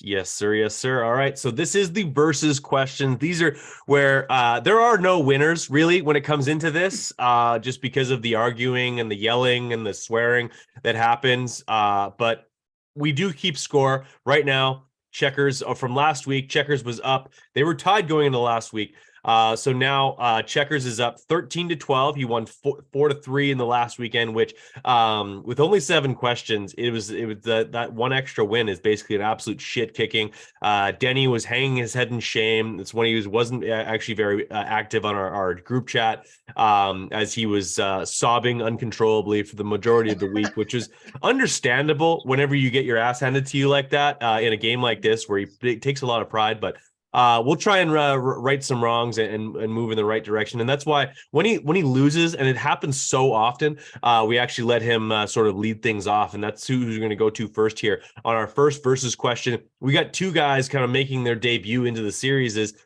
So who finishes better this weekend? Carson Mumford, who happens to be getting his first ride on Team Pro Circuit in the 250 class, or you have Cole Seeley, a guy who's won a 450 main event in the past, debuting for the MCR Honda team. So Denny, I'll let you take the floor. That's a great question. I didn't realize that Cole was going to be back this weekend when I had set the Moto Extreme 360 Seattle salary list live. I got a few texts saying, hey, Cole's going to race this weekend. And so I added him, and I kind of had to predict where I felt Cole would be, obviously in the results, to give him a salary base. And I got to be honest, I'm not a fan of Cole Seeley, but I'm not a fan of riders coming off the couch and showing up at Supercross after being away for a few years. Cole raced World Supercross last year on a 250, and it was a shit show. He was on the ground more times, and we played a fantasy game for World Supercross, and I took him in two out of the three rounds. Where the hell? One of the two rounds, however many rounds that series was, and Cole did not live up to his speed. He made a lot of mistakes. And that's just nothing against that, man. That goes back to Ryan Dungey when he came off the couch for the outdoors, and people were saying he was going to podium win motos. And dude, it's so hard to come off of, being away from the sport that long and to lay down results. And Carson has been racing very consistently. His first time, as he said, as Checkers would say, with Blows on the factory pro circuit Cowie. I'm going to go with Blows or Mumford. I'm sorry. Over, I think I got Seeley at probably about 14th, 15th. I don't see him beat either the Hill brothers or that normal group in that. He's got a lot to prove. And I see Mumford, he's kind of been a top 10 guy off and on. I can see Mumford run around 10th or 11th. I think the debut of Mumford and Sons takes down Cole Seeley, which I see is going to be number 160, which was my dad's national number back in the day. So very cool to see that. But I'm a Mumford guy for this weekend. Checks. Well, I could have easily went 50-50 on this one, but dang well I'm not going to agree with you. So Mumford might have the advantage of a slightly easier 250 class and the advantage of a factory bike, but what he doesn't have is the riding time that Seeley's been having. And I would argue Seeley's program's just as good. I think that the World Supercross thing last year was the butt kicking and wake up call that's going to make him better, because I think he realized even in the 250 class of World Supercross, just kind of mailing it in wasn't going to get it done. The dude has one of the most talented and skilled riders of all time. Seattle's going to be a skill and talent track. He's been under the tutelage of Tony Alessi, who hasn't been at the races the last, what seems like forever ago, since we had our last West Coast race. So he's been out there just grinding and putting motos in and stuff on a really solid program and a really solid motorcycle. So in the 450 class, also, we don't have Ferrandis, we don't have Cooper, we don't have Nichols. There's no reason that Cole Seeley can't go out there and run around the 12th place spot with Dean Wilson. And Mumford's bike in the field might be normally that he could go get that done, but the dude hasn't been riding. He's been hurt. And there's a lot of pressure on him. It's going to be really hard for Mumford not to go out there and try too hard. And he can't be 100% at this point. And it's gonna be hard for him to finish the race, unfortunately. I hope he does. And I hope he can steadily build, kind of how Blows did on the East Coast side with the deal where he came in late on the motorcycle. It didn't blow it all in the first race, but Mumford's young and on his first factory opportunity. It's gonna be really tough for him not to just go all out. So give me Cole Seeley and a point for this week, because I'm gonna be right. What is the injury that Mumford's coming off of? Was that a broken arm? I think it was. They kind of hid the second injury that he had. It was a gnarly broken arm wrist before the season when his bike decided it didn't want to run anymore. Yeah. And he went cartwheeling. But then they quietly sat him out of Oakland and didn't say that he re-injured himself. But from everything that I've heard reported, he re-injured himself. I just don't know what that injury was. Yeah, there's a lot of smoke and mirrors when it comes to that. You're not going to get a straight answer what it was, but it was something. Let's just put it that way. All right, so chalk that one up for Checkers. He's already claiming it, although the race will still determine whether or not he actually gets that win. RJ Hampshire, Cameron McAdoo continue to fight for sort of the best of the rest, I suppose, for the non Lawrence finishers in this particular series. Checkers, I'll let you pick between these two second place combatants. Well, I mean, you have RJ Hampshire, who has gotten second at all but the race that he cartwheeled himself at the Triple Crown. So he's been beating McAdoo. But the fact is McAdoo was hurting, and McAdoo doesn't crash as much as RJ Hampshire typically, which is, he's growing out of that a little bit, where Hampshire's never changed. So I have to go with the consistency of McAdoo. I also think him being back to 100% and a gnarly track, I think he's the more solid choice. And I would take Cameron McAdoo on Team Iowa for the win here. Not the win, but the win over Hampshire. Right. Yeah, that's yeah, I was kind of interested to see where you're going to go with that, because honestly, they're kind of a toss-up. They're 81 and 80 points. Hampshire has the benefit of 1 point advantage and 3 seconds to Cameron's 3/3. They both have the grenade during the Triple Crown or at Arlington. It was Triple Crown, a 6th and 11th, or Anaheim, I believe. Yeah, Anaheim. But yeah, God, I know I've never seen anyone get a podium and be as disappointed as Cameron's been this year. It seems like we know who he is. We know what he's been bringing. The heartbreak that he's been chased down by RJ now repeatedly in 3 of the 4 rounds, and is unable to hold that second spot while Jett just kind of wheelies away. And you took Cam, so I guess I got to go RJ, because he's literally done it 3 out of the 4 rounds. So why wouldn't I think he does it again? I'm excited for RJ to try and get the season wrapped up, put him on a 450 next year, and move out of this Tiddler class, because I think Hampshire has a lot to offer, and as well as Cameron, because the guy has more heart than we've ever seen. That Popeye arm he had after wadding himself up and still coming back and putting in a great performance. 2 of the greatest, hardest workers that push the front end like a broom. But these 2 are probably 2 of the greatest racers we've seen as far as heart, emotion, giving it all on the track. But yeah, if you're going Cam, I'm going RJ. So we'll see what happens. Fair enough. Like, honestly, if we get inclement weather, I like RJ over Cameron every day of the week. Honestly, I think that like that's just him growing up in Florida and just being able to flat flow with some things. But all that being said, nobody asked me. Moving on to our next one. Only 3 points separate Cooper Webb and Eli Tomac. Tomac needs himself a get right weekend, or at least to get back into this thing. He can't give up too many more points before the end of this series. But the question is to you, Debo, who gathers most points in Seattle? Cooper Webb or Tomac? Well, I've been, I'm ride or die with Eli. I busted his balls enough over the years with the Alito Mac and saying that he was, and knowing that he had more to offer than he had, and he proved it when he got on Star last year and went out and had probably one of the best seasons of anyone in ever. Outdoor title, Supercross title, the nation's title, and doing it with a smile on his face, seeing this whole new personality we see from Eli. And then on the other hand, Webb has been someone anytime we've ever doubted him, I think Checkers and we all have in our text thread. When he was at Yamaha, I thought he was done. He goes to KTM, goes and wins two Supercross titles. Last year was just a debauchery of trying to do things on his own, became the highest paid local off-road racer in the history of the sport, and then comes back and is kicking ass again. So it's hard to ever count out Cooper Webb, because when you do, the guy returns, because he's got such a work ethic and a knowledge of racecraft, as we say time and time again. But I'm going Eli Tomac, man. He's going to come out this weekend. What if he wins and Cooper is second? That's a 3-point difference, and they are tied in points, and they will head to the next round, and with both red plates. So I'm Eli Tomac, Seattle, man. Let's go ET. Yeah, you're not right on that one, because here's the thing. Ever since his crash at Anaheim 2, Eli has been a little bit tentative and a little bit off. When the track was gnarly in Indianapolis, Eli Tomac wasn't there. Alito Mac was there and was rolling around in 8th. He's fighting this new motorcycle thing, which is so super weird to me that it's late in the season instead of early in the season.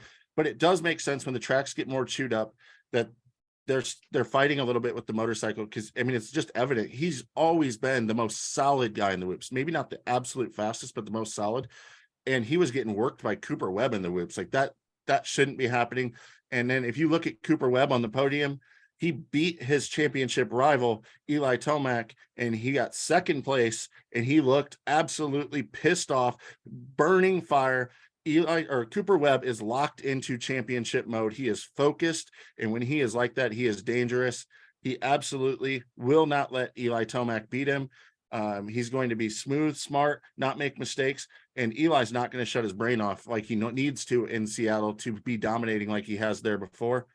They both are probably going to be chasing the number 23 around the track, but give me Cooper Webb over Eli Tomac to score more points and stretch his points lead on Tomac in Seattle. Yeah, the difference between Tomac and Webb is Tomac has always had the ability of just straight raw speed, where he can drop a hammer and lay down a lap time outdoors or indoors, 2 to 3 seconds faster. That's what we know Eli of. So if Eli is tentative, like you said, and that is a distinguished or a very solid question of wondering if his crash did something to him, if his discomfort of laying that type of lap time down and being that uncomfortable on the bike when you got to go that fast, where Webb just is kind of the machine of bomb, and where Tomac, you need those flashes of brilliance. So great point, Checkers. Yeah, I would just elaborate on what you were saying.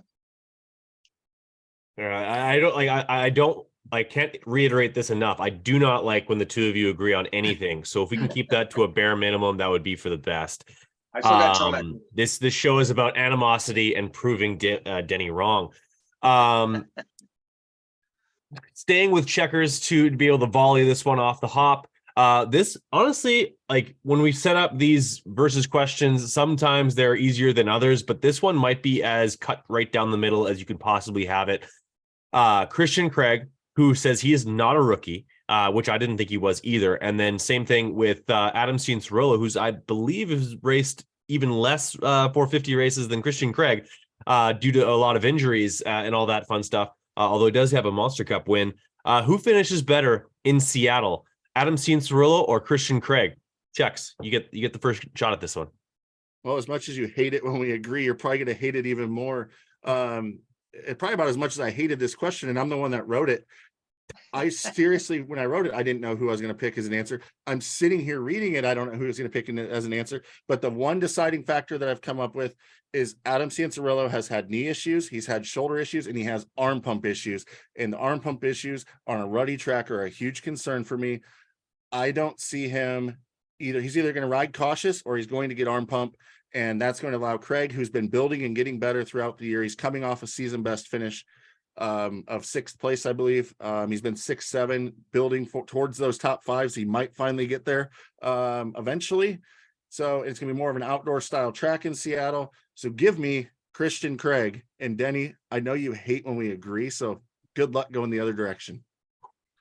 Well, yeah, I usually call you a pussy when you choose to like. I could easily say right now I'll go with Craig and agree with you, but and I'm a Craig fan. Obviously, I completely overestimated my expectations of Christian. He's been struggling on the Husky, been struggling in 4V class. He's been getting better and better each week. But your point of using Adam Cianciarulo saying that he's going to get tight on a rutted track, do we just not see 2 weeks ago on what you called a asterisk mutter in Indianapolis? We saw Adam Cianciarulo ride his best ride of the year. So I don't think Adam is going to struggle in the ruts that we might see in Seattle. I hate to doubt my Christian Craig guy, because I've been trying to ride or die with that guy all year long. He's been riding better and better, and he's learning. No, he's been in every race. He hasn't been hurt. Neither one of them. Adam missed one round, and Christian has been there every race, and that says a lot as you kind of figure out the bike. I think that provides a better base that they will both have for 2024. But I'm going to go Adam Cianciarulo for Seattle, because I think the rutted track, we saw that he gets way better starts. We can watch 18 hours of race day live in Supercross and never even see Christian Craig. I don't even know what gear he wears. I don't even know he could be on a pink bike on the flashing fucking pink lights with Bill Nicoletti, and we wouldn't know because he's never been talked about. There's not been an interview of him. He's literally the most invisible factory rider coming off a fucking crushing Supercross title season that we've ever seen. I think Paige gets more hits for talking to Haiden Deegan than Christian gets on fucking social media or race day coverage. So We're not even going there. I'm going Adam Cianciarulo for tops over Craig, and I will say that reluctantly, but anytime I can just argue with Checkers a little bit, and I think his argument is weak because Cianciarulo's best ride was in a rutted race 2 weeks ago, and we're going back to the ruts, assumingly in Seattle. You look at your one race, and I'll look at the rest of them. Ooh, that's a Wygant line. All right, guys, a couple more versus questions for you before we get into some fantasy talk. Is one guy who happens to be on a factory back motorcycle with all the bells and whistles, and another guy who is a grizzled veteran of the series who actually used to ride for that Star Racing Yamaha team. You have Levi Kitchen, who is on the rise. He's been getting better and better, although this is technically in a lot of ways his sort of rookie season in Supercross. Or you have a grizzled veteran in Mitchell Oldenburg. Debo, we'll let you take this thing off the hop. Well, that's a great stat. I don't even remember Mitchell racing for Star. That'd be a while back. And yes, but he's been riding really, really well. And I know that he's a fan of Checkers, or Checkers is a fan of his. He takes him anytime he can in our draft games, and he does. He's also does it very quietly. He had a great year last year riding 250 and 450 for the team. I'm a fan of his, but I think the kitchen is the future of the sport. He's I think he's passing what Oldenburg is capable of with his team. And I would throw back in Checkers' face, as he always throws back at me, is that he's on a better team. Star is obviously a great, probably the best Hoodie ride you could have, and Levi Kitchen is the future of the sport. I think he's proven it time and time again. He's coming up. He's a bit older, but and I believe he's from the area. Yeah, he's from up in that. He lives like 10 minutes from Washington. So this is a home race for Levi, and I'm going Chef for this weekend. I think he'll take down Oldenburg. Although I see them like third and fourth, third and fifth. Yeah, I think it's gonna be a good battle between these two guys. These are two great riders, just different parts in their career at this point.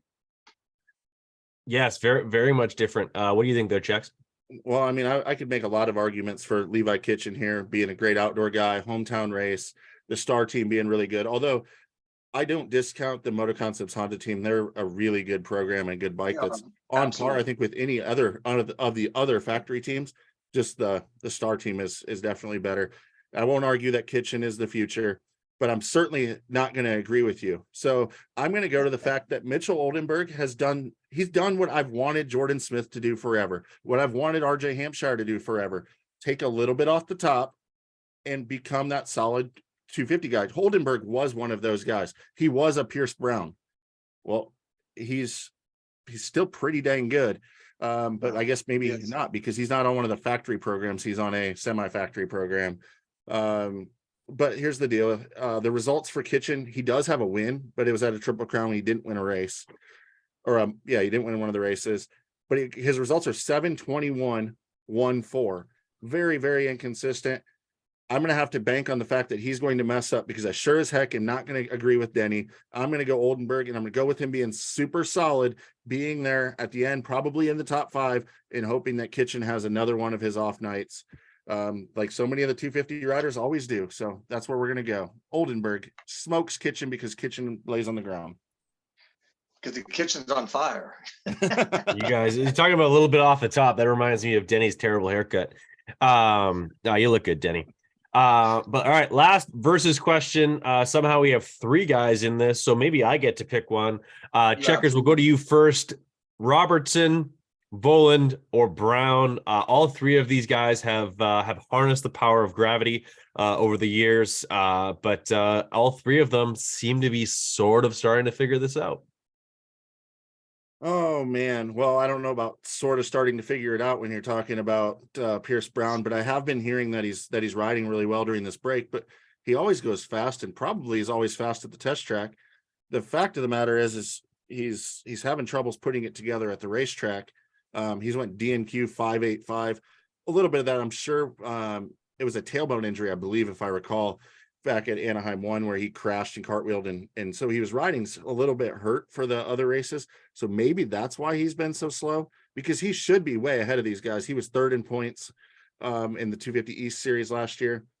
Voland 5 D and Q 5.7 so far, and then Robertson 9.63 DNS. For all I've seen, he is healthy and good to go. Remember, he did win a race at the Triple Crown, and was really good, and probably definitely I would say he was better than these guys at the first races.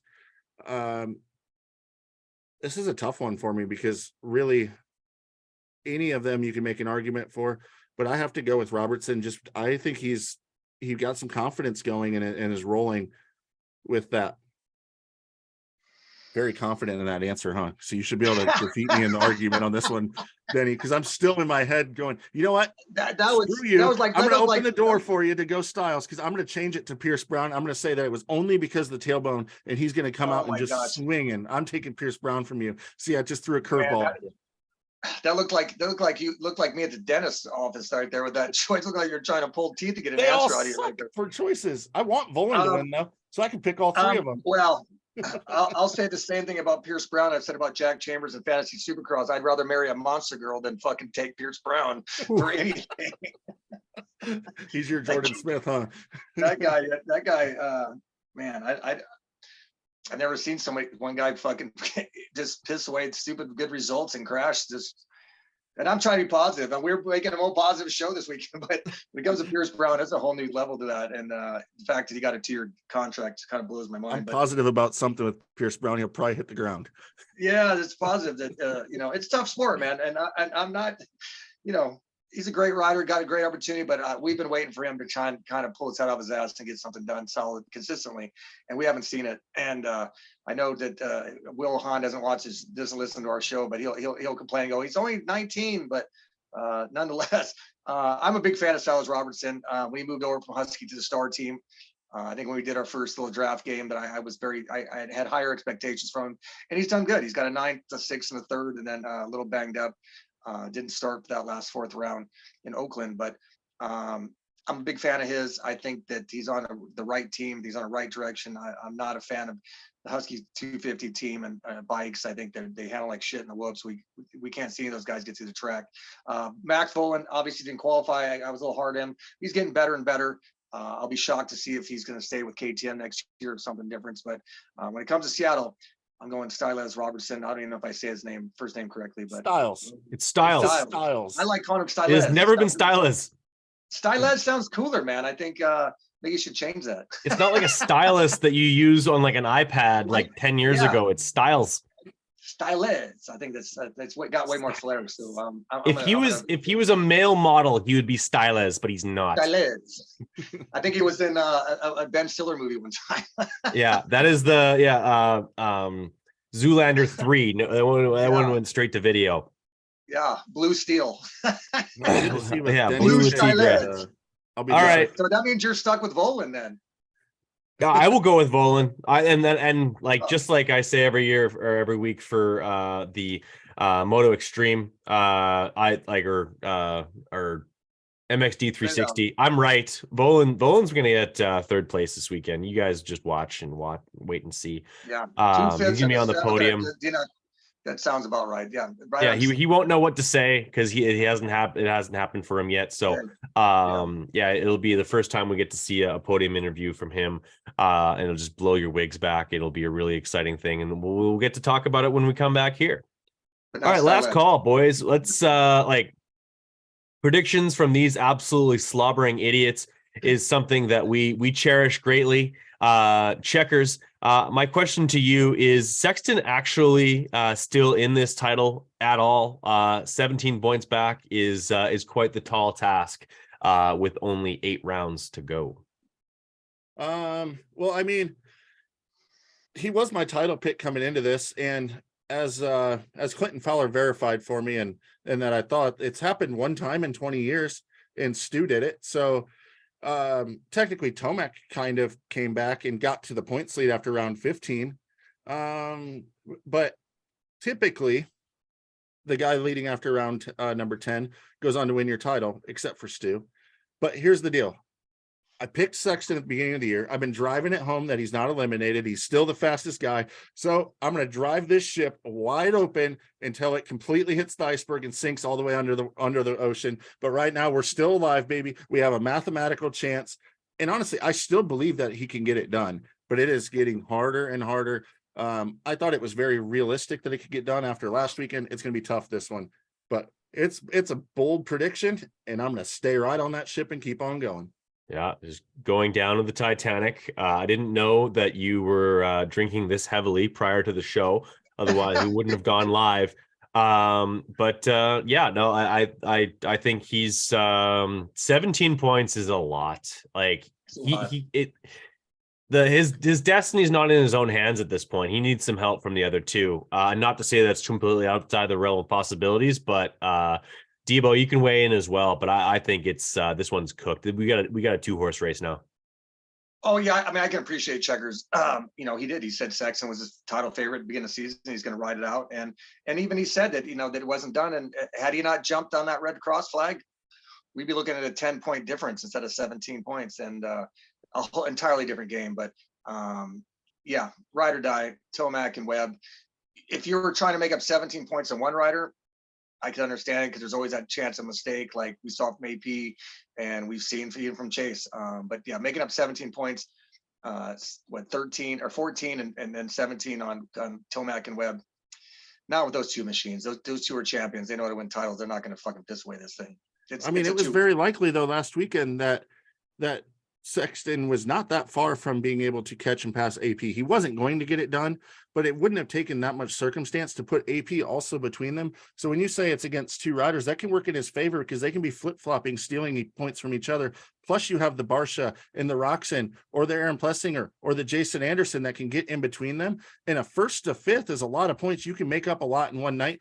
And keep in mind, we're going into Seattle could be a complete mutter. Anything can happen there. One of those guys can have a DNF and all of a sudden the points lead. He's ahead of them in points when he leaves there. And then we have outdoor venues with Atlanta too. So you cannot say that he's completely out of this thing. It's not likely, but he's going to get it done. Move on. I'm tired of your rhetoric. All right, Debo, 3 riders, 3 results. Give me your best finish in a race for the following riders, and and who's going to get what? Christian Craig, AC, or Justin Hill, or otherwise known as Jew Hill. Jew Hill. That's how we got him on all my fantasy leagues, because we can't put J Hill because there's 2 of them. So he's Jew and the other one's Joe. And Justin's doing great. I cannot be happier for him. AC, it's just nice to see him back, right, putting in some solid results. Craig is the one I believe in. It's the one I've started with the prior season. I'm still waiting for a top 5. I had 8 of them. I'm still 0 for 8. I was 5 for top 8s now, and I think he's got 3 of those down, or maybe 4 now. I'm still on the Craig train. I think he's going to have the best finish. I really think it's capable for either Craig or AC to get a top 5. I don't see Justin quite getting a top 5 yet. His 7th last weekend was fantastic and a great ride, and he's becoming more and more comfortable on that Husky, or that KTM. I'm sorry, but I'm still Christian Craig on the Husky. I think he's going to get. I think he has a 4th or a 5th. If he get a start, man, if Craig could get one of AC's starts, I think he would do better than AC has with his starts, if that makes sense. Like that start he got at Daytona when he got dropped by Hampshire, huh? Yeah, Daytona's just Daytona. I won Daytona. It doesn't take nothing. That really is saying something. Denny does have a Daytona trophy. I think you need to help hold that high above your head when we do ever do this show. Checkers, who is going to be the king of Privateer Island? Who's going to be like the King Julian of Privateer Island? We have some really good standout rides that we've had, and some guys who have kind of come out of the woodwork that you wouldn't normally expect to be as dominant or as consistent as they have been. Moran's has been really good. Bloss has been really good. But who's going to be the best finisher or the top privateer when the dust settles at the final round in Salt Lake City? Well, I mean, Benny Bloss has a lead of 9 points back to Moran's, and then everybody else kind of follows up. Yeah. Just a few points kind of behind him for the most part. And Bloss definitely will have the best finish of any of the privateers, I would say. But the fact of the matter is, it's just showing up to the races and finishing the races is really tough for him. So when he does get points, he gets them in a big haul, but then he doesn't even get points at other times. I think very high lows. and Moranza's really kind of went from a bubble main event guy to a solid main event guy most weekends. And once he's in the mains, man, he rips. He puts so much effort into it to finish the races. It's really, really impressive. I've been super impressed with Grant Harlan.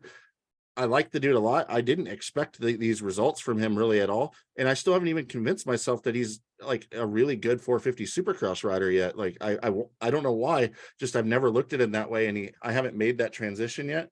Agreed. But I'm not going to go with any of those guys. I can't go with Clayson because he can't quit crashing this year, but I'm going to go with Justin Starling, who I think is finally back healthy again. And he's the most talented rider of this whole group. If he put in a little bit more like work ethic, I think he could be a really, really good rider.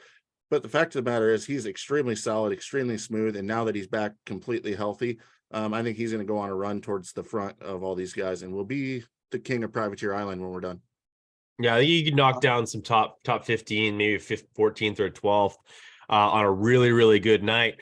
Debo, Dean Wilson, not yet gotten a top 10. I was very tempted to pick him in our Survivor game this weekend. I didn't pick Justin Hill either, but I'm glad that I didn't pick either one of those guys because Dean Wilson was outside. He was well outside the top 10.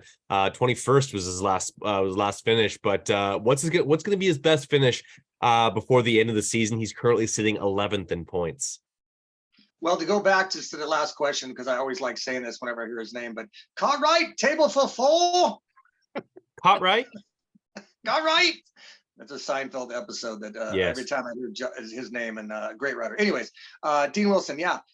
Man, I take him every other week. Like he is my go-to on MonoExtreme360.com. I take him every other week because he was literally 9th in points last week before his crash, which caused the whole Red Cross flag. He was going backwards on the track. Sexton jumped on the Red Cross, lost 7 points. So Wilson was, even though he finished 21st, he's managed to put himself in the storyline again. And yet again, he was in 10th. He was 10th. He was right there for 10-point bonus on the fantasy league, and to put himself up there. It seems it's crazy because the season started with the 14th, followed up with the 14th, and as riders have slowly been leaving the series, riders who were beating him, now the riders who were behind him, the Hill brothers, are now beating him. So there's really no rhyme or reason to Dean, but he gave a very honest and explanation on pulpit, recently. And we talked about his anxiety. I mean, he had a horrific injury, which I don't even want to discuss, since what he went through and whatnot. And he is, I think we're all Dean Wilson fans. He brings a lot to the sport. I don't think I've ever seen anyone develop more of a Scottish accent as he lived here. Oh my God. From Dean Calgary. Fuck's But sakes. I when I was an agent, I tried to work for him and stuff. I know his mom and his dad and him, and big fan of Dean. But I think he's just kind of riding out this contract right now and not pushing things over the limit, because when you're lining up, as he said on the gate, and has some type of fear factor that he's carrying each and every race, I think you can kind of see it in his results. And so to go back at his top result, I think he's capable of like a 7th or 8th, right there with where Justin finished last weekend. Justin got a 7th. Justin Hill. He's capable of that, but I don't know if he can get over the hump of the mental wall that he's dealing with right now. Which dirt bikes are fucking gnarly, man. They'll hurt you. They'll put you on the ground. They're a cruel mistress, as we've talked about a million times. I hope Dean can get over that, because he's going to go race World Supercross this next season, and then he might be done with the sport. But he's already brought a lot to it, and I know he's got what, 2 11ths, 3 12ths. I think the best we can see Dean is maybe a 9th, and I'm hoping he gets a 9th. And I hope he breaks that top 10 barrier, because he's capable of it, and he deserves to at least get that before he wraps up his Supercross career. Completely agree. And I would love to see it, because I'd like to pick him in Supercross Survivor so that I can continue to survive. I honestly, I lose more sleep over that game than I do actual fantasy. Yeah. And we're going to get to that a little bit later down the show, but now it is time to debate with Debo, a gentleman who often puts his foot in his mouth and argues points, and then goes back on himself, and sometimes proves himself wrong, which is always something that I am absolutely blown away by. We consistently debate with Debo, and it's a good thing that you're sitting down right now, Denny, because you are Mitch Payton, which is fitting. You're hiring 5 guys for your 250 team next year with an unlimited budget. Who are you hiring for a 2-year contract in the 250 class? That's a great question. I think we would all like to have that. I think anytime we see the Powerball go over $1 billion, we all go, what would we do with that if we won that? And I would Race have Supercross for 100 years. Right. Well, and be I have a broke. plan for that. That's another show altogether. But a big fan of Mitch Payton. He was a big supporter of me. Did a lot for me over the years through Supercross, Arena Cross. Always with my dad and him, we're good friends and put me on some great, fantastic dirt bikes. But for the 5 riders, I would go with, obviously, the Lawrence brothers. I'm going to assume that they're going to be moving out, as they should. They're gone. TD Club. So that leaves me with 2 for sure off the top of my head. I'm going to go with Nate Thrasher and Haiden Deegan. Thrasher is finding his way in the sport. Deegan is the future of the sport. I'll say that again. I would like for Mitch to steal Chance Hymas. I think Chance Hymas has unlimited little ability and skill set. I think that we're just seeing, and I'm still disappointed that Lars pulled him off the track, and that's just out of the East region. So we're going to jump over to the West real quick, and I'm going to go with. I would love to go with Levi Kitchen. I think that he is somebody who has a lot to offer as well, and then I would like to see Enzo Lopes put himself on a factory bike and see what he's capable of. When JGR brought him over the first time from Brazil, I think he was a little bit over his head, and we've seen Enzo grow and grow and grow. So I think we have 3 substantial riders with great results and 2 that are growing in Enzo and Chance Hymas. So that would be my 5-man team. Thrasher.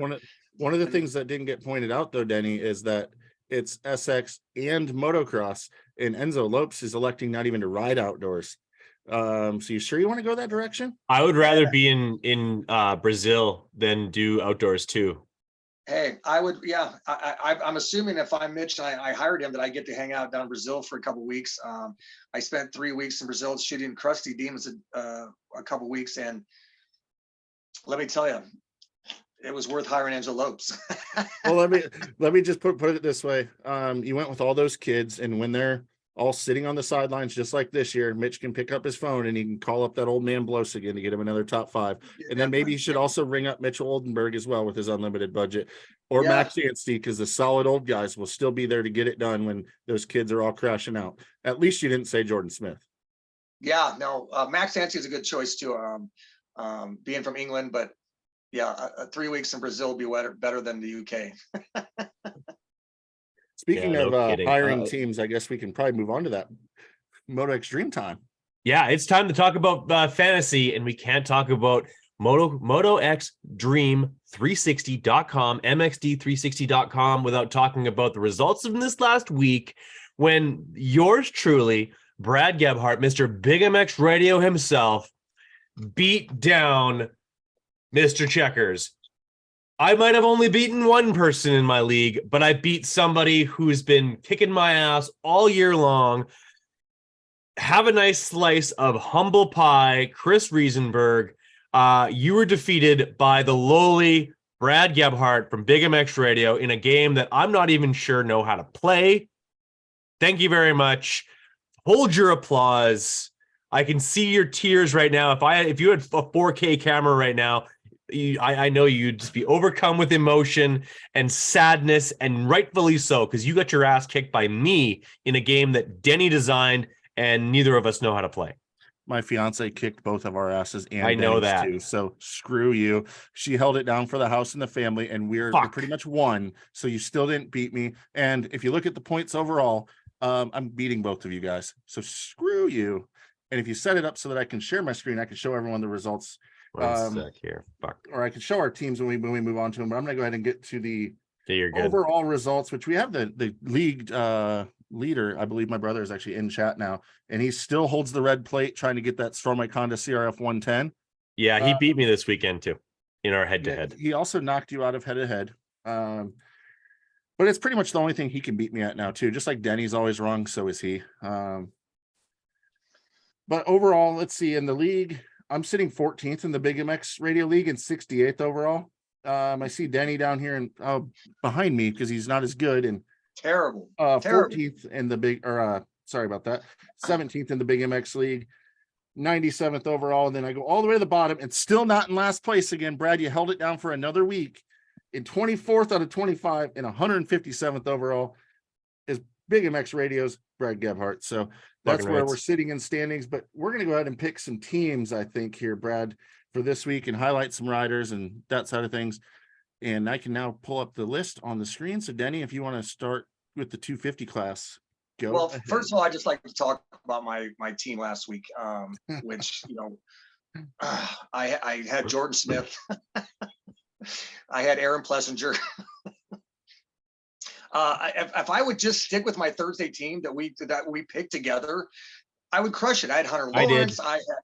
And then I see Lance Koba show up at that round, and so I'm like, okay, I can take him for nearly free $7 and open up my entire gift box of riders. And so I changed everything around. I had Craig and AC who were available to be hot and got 10-point bonuses for both of them. And then I took Noren, who got a 19th. And then, God, man, it was just, we have a new head-to-head game that we're playing, March Madness with MXD, and I was playing against our friend Matt Byton, X Games legend, dirty backflipper, and I was beating him by 1 point. And then Plessinger went down and all my dreams went to hell. So I apologize, Aaron, for taking you on the team. I did not mean to put the MXD curse upon you. And Jordan Smith, we know where that goes. So we are on a new team that we got the West. Our game is always, you can't take the same riders back-to-back weekends. By opening it up to the West round, we are all available to take anyone and everyone from the West. If you can afford them, this is your time to go for it. Obviously, Jett is very expensive. Hampshire and McAdoo are right there with it. I think Mitchell Olderberg is a great deal. I think Levi Kitchen's a great deal. Matt Moss is still very affordable. He only has one race under his belt. He is not in the U.S. He is not. No, he is out of the country right now. He's not racing this weekend. Unless he gets on a flight right now. Well, then, he's been riding Yamaha down in Australia. So Jesus, man, so many things changed. I had not heard this, and so I admit my ignorance on that one. Bar-X have had some changes. So yeah, no Matt Moss. Dylan Walsh has had very consistent results. Cole Thompson has a very hot wife, so I would take him just for that. And then Carson Lumper is looking for a solid result, which I think he's capable of possibly running top 10. This entire West round is kind of new. Just looking back, I will send you guys out a cheat sheet that shows all the results. It's something I think you guys got to see, because I think once you see some of these results, I think Anthony Rodriguez is a great deal. Hunter Yoder, Mitchell Harrison is capable of running top 10. This 250 West is wide open. Who would you take, either one of you, first right now? All right. Well, I have my team hired already. I'm seeing a lot of red. I have Mumford, Rodriguez, Yoder, and Harrison. They're all pretty cheap. They're all in and around the same price point. And I think at least one of those guys is going to be in the top 10 to get the bonus. Yeah, I think there's a lot of value here in this 250 class looking at it. Yeah. I'm going to go ahead and just pick my team while we're at it, since Brad gave me his. I'm gonna start down in the hot stuff and try to maybe save a little money for the 450 class, but I'm gonna go Robbie Wageman. I think he was so good last year. I'm hoping that the break did him well, and he's cheap for a guy that could potentially get a 10th place finish. And then I think that Max Voland is super cheap because he could do super well. Pierce Brown, I'm gonna go on that train, and I'm probably gonna be frustrated, but he's so dang cheap. How can you not do it? A guy that could potentially get a 3rd or 4th place, and it wouldn't be a surprise. And then I think I agree, Levi Kitchen is also a super good value. So I'm gonna go for a bunch of, basically 4th through 6th value with that group, and go look at the 450 class. Otherwise, you would catch me going with Mitchell Oldenburg. I think would be the other guy that I would really look at. And I might swap that out if I can save some money. I haven't looked at the 450 class yet because they're solid, and I'm worried about spending a ton of money on an RJ Hampshire or a Cameron McAdoo and them not getting it done. And Jett Lawrence is just such a big spend. So right now, at least that's where I'm looking on my team, and something to look at. Don't forget that Politelli's now had a little more time on the 250. I've been riding that train all year. If you need like a really cheap guy, kind of a filler guy that hopefully will at least make the main event. Or don't overlook Dylan Schwartz, I would say. Schwartz was starting to get better at Supercross as the West has gone on. So he's not a fantastic Supercross rider, but if the track's more of an outdoor condition, and maybe they do a little easier build, so it's more of a outdoor style track, Schwartz would be someone to look at. Going over to the 450s, I'll go first on this one actually, and as I'm taking a look at it, again, there's still the big group in the middle of guys that are injured, but the key here too is that both AC and Christian Craig are no longer red on the screen. But you know who is red and not red for me this week is Justin Hill. So you can about bet that I'm going to be all over that pick. I think that the top 10s continue. I see you have Sealy slotted in here at 200,000. I think you did actually a really good job slotting him in the salary right there. I don't know why it says he's number 114 and not 160, but I didn't know his number at the time, so I just put that in there. He right wasn't on. yet officially on the entry list, so yeah, he was 14 in the past, so I just added 114. So Actually, changing it. Number 200 would have been more accurate because I think that's the number he ran for Fun City Suzuki back in the day. Fun Center Suzuki's, yep. Fun Bike Center, that's what it was. Fun Bike Center, fun. Looking towards the top, though, I mean, you got to look at Roxon and or Barsha, but I think definitely Barsha, as good as he's been riding, with the chance of rain, Barsha, Plessinger, they're probably my locks. I don't think I'm going up to the top line here with Webb, Tomac, or Sexton with any of my picks. Again, unless I have the extra budget. But if I have the extra money, I'm going to try to get Jett Lawrence back in the 250 class because I think he's more of a guaranteed win where, you know, you spend a lot of money on Webb, Tomac, or Sexton and they can win or they can get third or fourth, you know. So those are the guys that really stand out to me. You have Clayson's, if he can stay up, he's been riding really, really well. So he's a guy. And Fast Freddie Noren, if you want to ride that train and hope he gets in the main event, he's had some good main event results at the beginning of the year. And he rides outdoor stuff really, really well. So what about you guys? What are you looking at? My 450 class, I'm going Sexton, Anderson, Cianciarulo, and Sealy. Spreading things out pretty evenly there. Leaves me with about $90,000 to play with, but I honestly, it's such the funny thing about this game is that you see that 90 grand there, and you feel like you need to spend it elsewhere. But not that I should be anybody who's giving advice on this game, but a lot of times, like if these are the guys I think are going to do well with the money that I can spend, I just set it and forget it without having to try and like kind of work things around too much and trying to find crazy amounts of value because then I've literally talked myself out of getting decent scores. Brad, you nailed the nail on the head on that one. I do the exact same thing, and I created this silly game, and I'm a big believer in trying to spend all my money, which doesn't mean that you're going to get the most out of those riders. There's a lot of value in less than that, and I currently have $130,000 left, and I'm trying to figure out where to put it, and especially it's really tough in the 450 class because there's a huge gap. You know, with riders who are injured right now, who are just sitting right there in the middle, Ferrandis, Nichols, Savacci, Cooper, who are out for the year, yet they take up, 4 spots and about $200,000 gap to get back down to that next group. So for the record, they're not injured. They're choosing not to race. 2 of them. Yeah, injured not to race. And they got a red cross next to their name just to tell you, for those of us sitting at home, don't take them because they're not racing. That's just kind of my way of saying, don't do it. But yeah, I got both Hill brothers available, so I'm going with both of them this weekend. It's a home race. I love the value of Barsha and Roxon. They are capable of 2th, 4th, and 5th riders. Like you said, spend a type of money on Webb and Tomac. Who knows what you're going to get out of them? Whereas Jett in the 250 class, you're probably going to get 26 points. I don't have him because I don't have the type of money to get to him. But I believe in Dylan Walsh. I think he's been a pretty solid top 10 rider.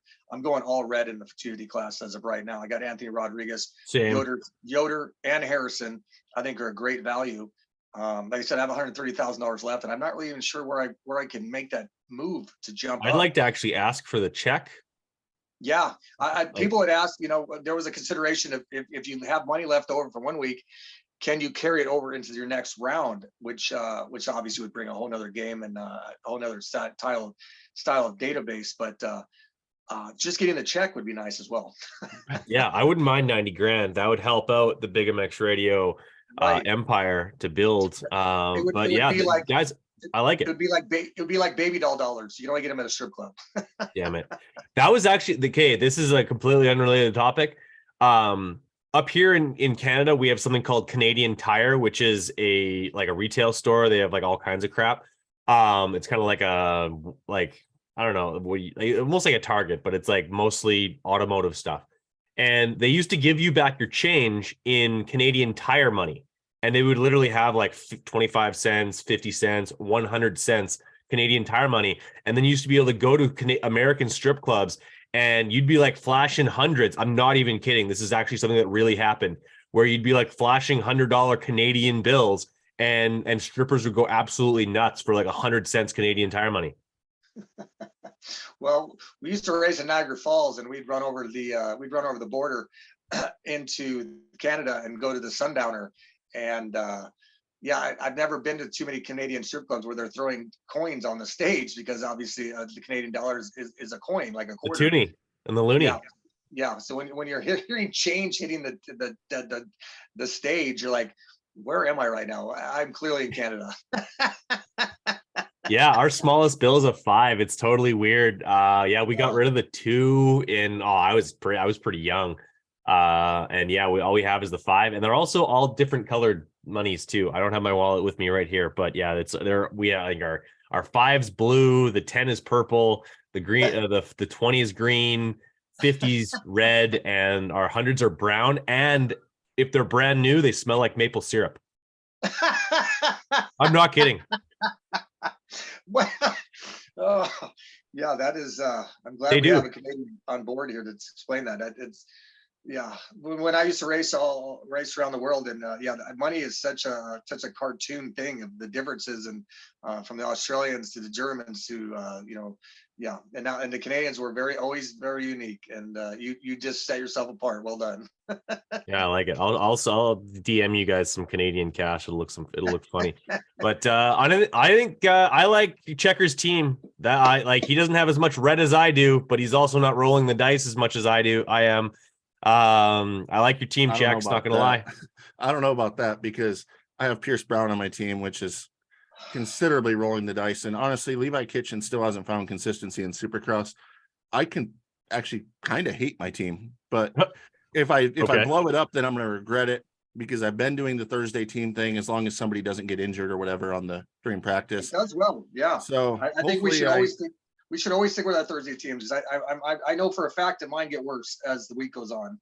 Yeah, I want to do a little bit of math, just because I think I have a lot of middle value in my team, but I don't have a top heavy hitter guy that will likely win the race. So I have to do a little math in my head and see if this is my Thursday team or if I'm going to do another one.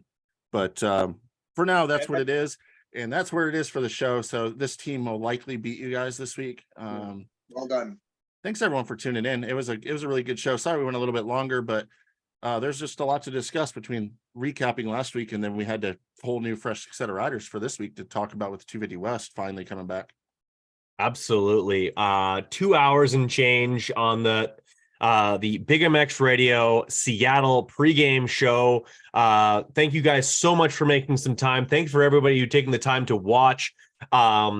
Subscribe, share with others so that we can continue to grow this and have even more conversation in the chat. We're going to continue to try and grow this. Thanks for watching. Hit that notification bell so you never miss a single episode. Get after it. Go riding. Get yourself some race tech suspension stuff, even if you don't win this. And like I said earlier, we are running that contest for a free gold valve kit on Twitter. All you have to do is plead your case, tag the 3 of us, and make your case as to why you should be the winner. And we will announce it here in 1 week's time. Thursday at 8 p.m. Central. Same bat time, same bat YouTube channel. Appreciate the 2 of you boys making some time for me today. And we're looking forward to Seattle Supercross. Absolutely. Much love and respect to both of you. Enjoy both of you. We bring a lot to the table. And fuck Checkers. I haven't said it all night, but So much Still my for the brother, always good. positivity. Always good, but pure positivity. Hope you guys enjoyed the show. Thank you to Ian. Thank you to Ben. Thank you to followers who listen to us and pay attention. It doesn't go unappreciated. Absolutely. Take care.